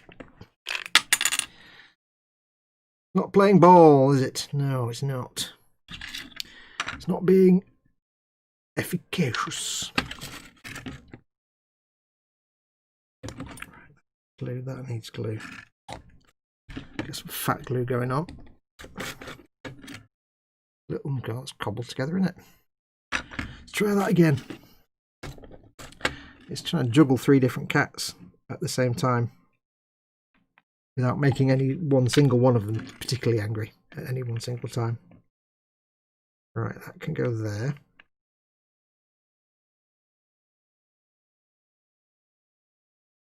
I think we're in. I think we are cooking it with the gas. There we go. That can be glued down there. That can be glued down there. So that piece of track now locks the track to the hull, which helps hold that wheel in place. There we have that bit. It's a bit of a flunge, a bit of a clunderflunge to get to that, But we got there. In the end. Again, the odd little gap here and there. It's fine. Big honking tracks. I can live with that. I'm a big boy. That goes there. This piece goes on there like that. You have track number 1. Cashier number 1, please. So that will sit on the end like that. Yeah, that is the one single advantage of these tracks. Even if they're a bit shonky around the edges for things like that, is they don't have to meet up. How many times have some of you built a tank where, like, say, individual track links or, you know, just multi-part tracks where they have to meet up at the end and you're like, oh, and there was some finagling to do to get that to actually happen. Because you've got one piece of track not quite right and that throws the rest off. It needs to go there. There should be piece number 12, which will, the same as before, sit on that bit, so we can put some glue there. Go. Yes. But like I said before, this is all the learning experience. This is me learning this kit now. So when it comes to build another one, what's just taken me, what, an hour and a half, I can probably next time rattle off a lot faster. Because I'll be able to.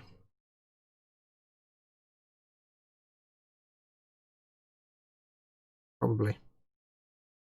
Now there's nothing critical here that needs to match up with that bit of track. So if it's a little bit off, it's not the end of the world. There's a bit of fairing that comes down here. So if it's not exactly 100%, it's not mission critical. Not game over. And that's the one saving grace we've got here.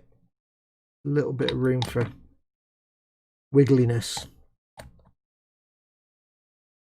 And again, I'm going to cover it in mud and dirt, so yeah, I think we're good. I've got a fingerprint on the track, but it doesn't really matter. So there we go. So this is all part of a learning experience for me. But at least, you know, next time I build one of these, I'll be a lot faster at it. I'll know what to expect. I'll know to keep an eye on that wheel. If that wheel doesn't go in, like that one didn't stick in place, I know what to do. I know I can go ahead and just cobble it together like that. Happy times. And that looks pretty mint, I think. I think we're cooking with gas. Hopefully that's all nice and straight and true so that when it goes onto the body of the tank, you don't end up with the track at a funny angle like that or something like that. And I appreciate I was probably out of shot for all of that, so I do apologise. There we go. Oh, I'm going to look at the track from below. You can't see me now. It looks pretty straight. Yeah, I think we're good. I think we're good. Yes. I think we are cooking it with the gas. Yes. Well, that's pretty quick. So 1 and 12 is there. That's good. Yes. And that shows that way. Yes. Excellent. So, what time are we on? 50. Got 10 minutes. I'm not going to start the next bit now. The next bit is obviously just putting the cover on there. Then we've got some barrels and things to make. So we haven't fully finished that one side yet. But we're pretty much most of the way there. That was a little bit fiddly, but nothing major. Nothing we couldn't get past. And that's the beauty of these things. There's always a little bit of wiggle room to do. Foxy, next week you'll make pin tracks, eh? Show us what you have learned. No. Next week I've got another one of these to build. So what all we've done today, yeah, I've got to do it all again next week as well. Yeah, pretty much. And ultimately, as it's Warhammer, if it does end up with the tracks being a bit like that and not quite level, just put it on a base and put loads of terrain and texture on it. Nobody will ever know. Nobody will ever know. But yeah, it's vitally important you have a flat surface. That's why I've used this glass cutting board. It was a Home Pride cutting board. Mama Fox doesn't quite know I've actually got it. She'd probably ask where it is at some point. I'll be like, oh, I've got no idea where that... No idea at all. What cutting board was this? I don't remember any cutting board like that. No memory of that whatsoever. So that should be... I need to stop fussing with it now and just leave it to do its thing. That's looking all glued in. I think that could be a bit. What I could do.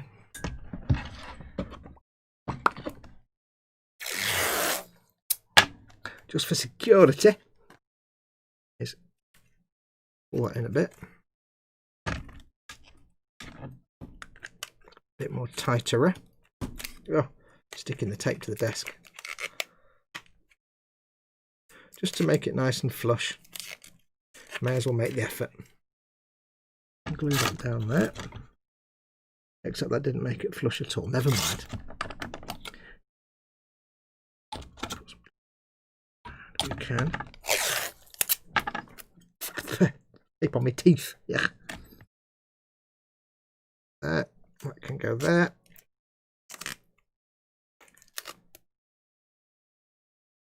Just make sure it's nice and flush. Glues in place. That'd be rather handy. Same at the other end. I think might be a good idea. It's fairly flush at that end.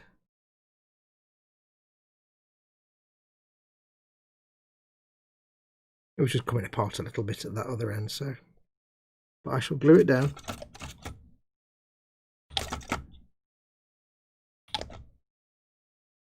Again, beauty of the extra thing, you can get handy with it. And know that you're not going to leave blobs of glue everywhere. There we go. Probably make no difference at all. But at least it's worth a try. Okay, so there we are. That is one track unit. That's the word I've been looking for all this time. Track unit. There we go. That's one of the first track unit done and done. Looking pretty spectacular, if I do say so myself. There we go. All done. You can get an idea for how big this thing is now.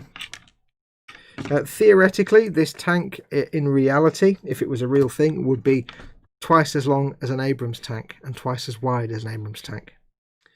Apparently, just about. Scale model Vamp says, rah, rah, rah, rah. Well, for some reason, the first thing that came to mind was Medal of Honor Rising Sun. Rah, rah, rah. Terrible game. Terrible game. But, you know, if you play Medal of Honor Frontline and all you ever hear is the Germans going, Eindringling! In Medal of Honor Rising Sun, all you hear is rah, rah, rah from the Japanese soldiers, and it just... terrible game. Is this a record number of bits stuck together in a stream, says Chris at Gross Models? It may be. I was kind of rushing a little bit. But I don't think I need to go back and clean up any mould lines, thankfully. The one that goes along the middle of the track is a difference between two different pieces, so I can get away with that. Yeah. Not as big as I thought it would be, but then again, this is just a track unit. You've got like the bit that sticks out here, and then the turret, and then the... It probably will be as big as I thought it would be when I get round to it being done. Then I'll be like, that's pretty big. At the moment. I think we're doing quite well. Let's have a look. It's dangerous to go alone, says Raging Modeler. Take this, Heavy Flamer. I don't remember having this trouble, says Chris at Gross Models. No, the entire reason that caused that was you've got the peg on that back wheel that's got like a D shape. It's like a cut-off circle shape. And it wasn't... all the others were completely tight fit. They lock in place, but that one had some wiggle back and forth, and it's like... okay, well, it doesn't attach to the side. It's just free floating, and it wasn't staying in place. It was a loose fit, and that's no use at all. If it needs to be a tight fit, and I thought it's best, and I'd already glued it, so I'd take it back out again, and then it just smushed the pin, so I was knackered at that point. So I had to literally kind of figure out how to glue that in place while I was gluing it in place, kind of, if you know what I mean. Is that straight? I think that's straight. I hope that's straight. For the love of baby Jeebus, I hope it's straight.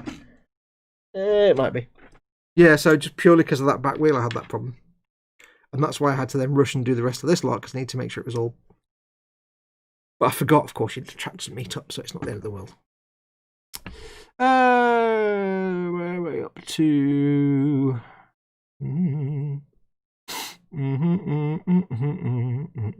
Should build grav units, says EC Idaho. Hey, EC Idaho.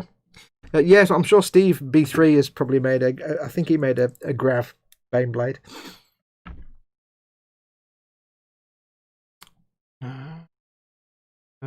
Fox, no, I've done that one. Pin tracks, no. That would involve Fox actually doing some work. It would, it certainly would. Any aftermarket metalworking links, tracks for the Baneblade SCCI Idle. There's not even working wheels. I mean, you'd have to. I'm sure there might be. I have seen people make a remote control Baneblade, but you basically, because you've not got individual, you have to kind of basically just take these two side parts and then build an entire track mechanism for to have wheels and suspension. Because it's just like, I mean, they literally are. That's the wheels on a rack. On that rack there, that's on that piece of plastic is required. That's what glues in like that there. See? So there's no actual moving wheels on this. It's quite nice. It's quite a nice way of doing it. She knows now. Yes, about the glass. Yes, it will be about the size of the rat, says Scale Model Ramp. Yep, it's 7.5 miles long and about 300 billion tons. It's apparently 450,000 feet tall, and you can have 428 million people inside it. Apparently, I'm making that up. You need a Mark 30 Bolo Continental Siege unit for Warhammer. Bolos can be quite a bit larger.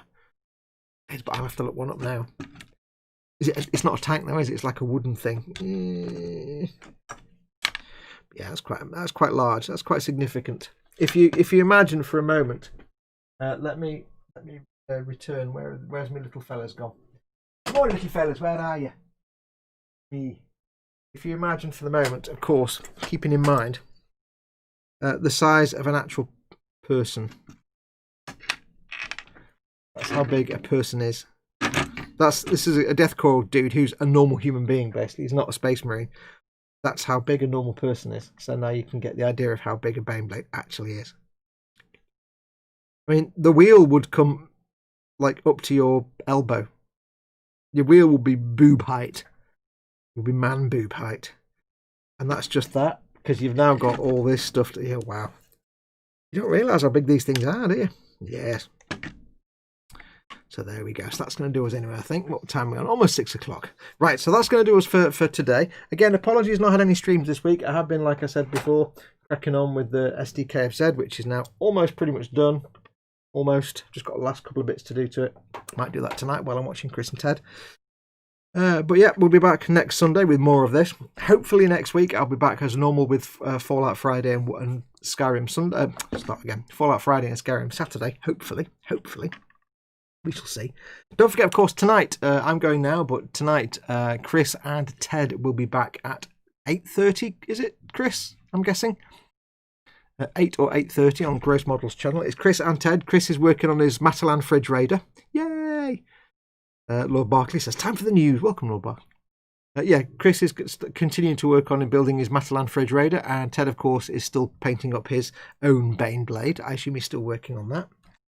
So make sure to go and watch that tonight. Chris has obviously gone because he's not responded in chat, but I think it's 8:30 tonight, but it's on Gross Models. You'll see it on there anyway. Go and watch that.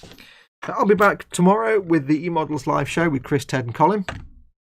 Tuesday, I think me and Chris might be doing some more Destiny gameplay on Tuesday night, possibly. Chris says yes, 8:30. Possibly Tuesday, me and Chris might do some more Destiny or Fallout. Was it Traveller Tuesday? I called it. It's not every Tuesday, but it'll always be on a Tuesday if we do it. So we'll see how that goes.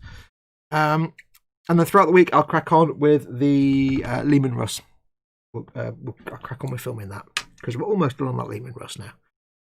But that's going to do us. So thank you very much for watching. Don't forget, of course, as I say, if you want to help support the channel, become a member, click the join button underneath any of my videos, or become a patron at patreon.com/modelmakingGuru. But take care of yourselves. Go make something awesome.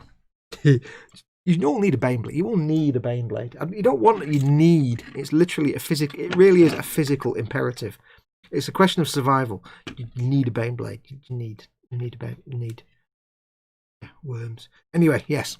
Take care of yourselves. I'll see if my buttons work. Hang on. Slap it on. Yay, Ted works. Go make something awesome. Go be awesome. You there, be awesome. And next week I might have the camera lower down because I don't think I need it quite. Maybe I do. I don't know. Take care of yourselves. Wash your hands. Wear a mask. Adios, amoebas. I've forgotten the button. Where's the button?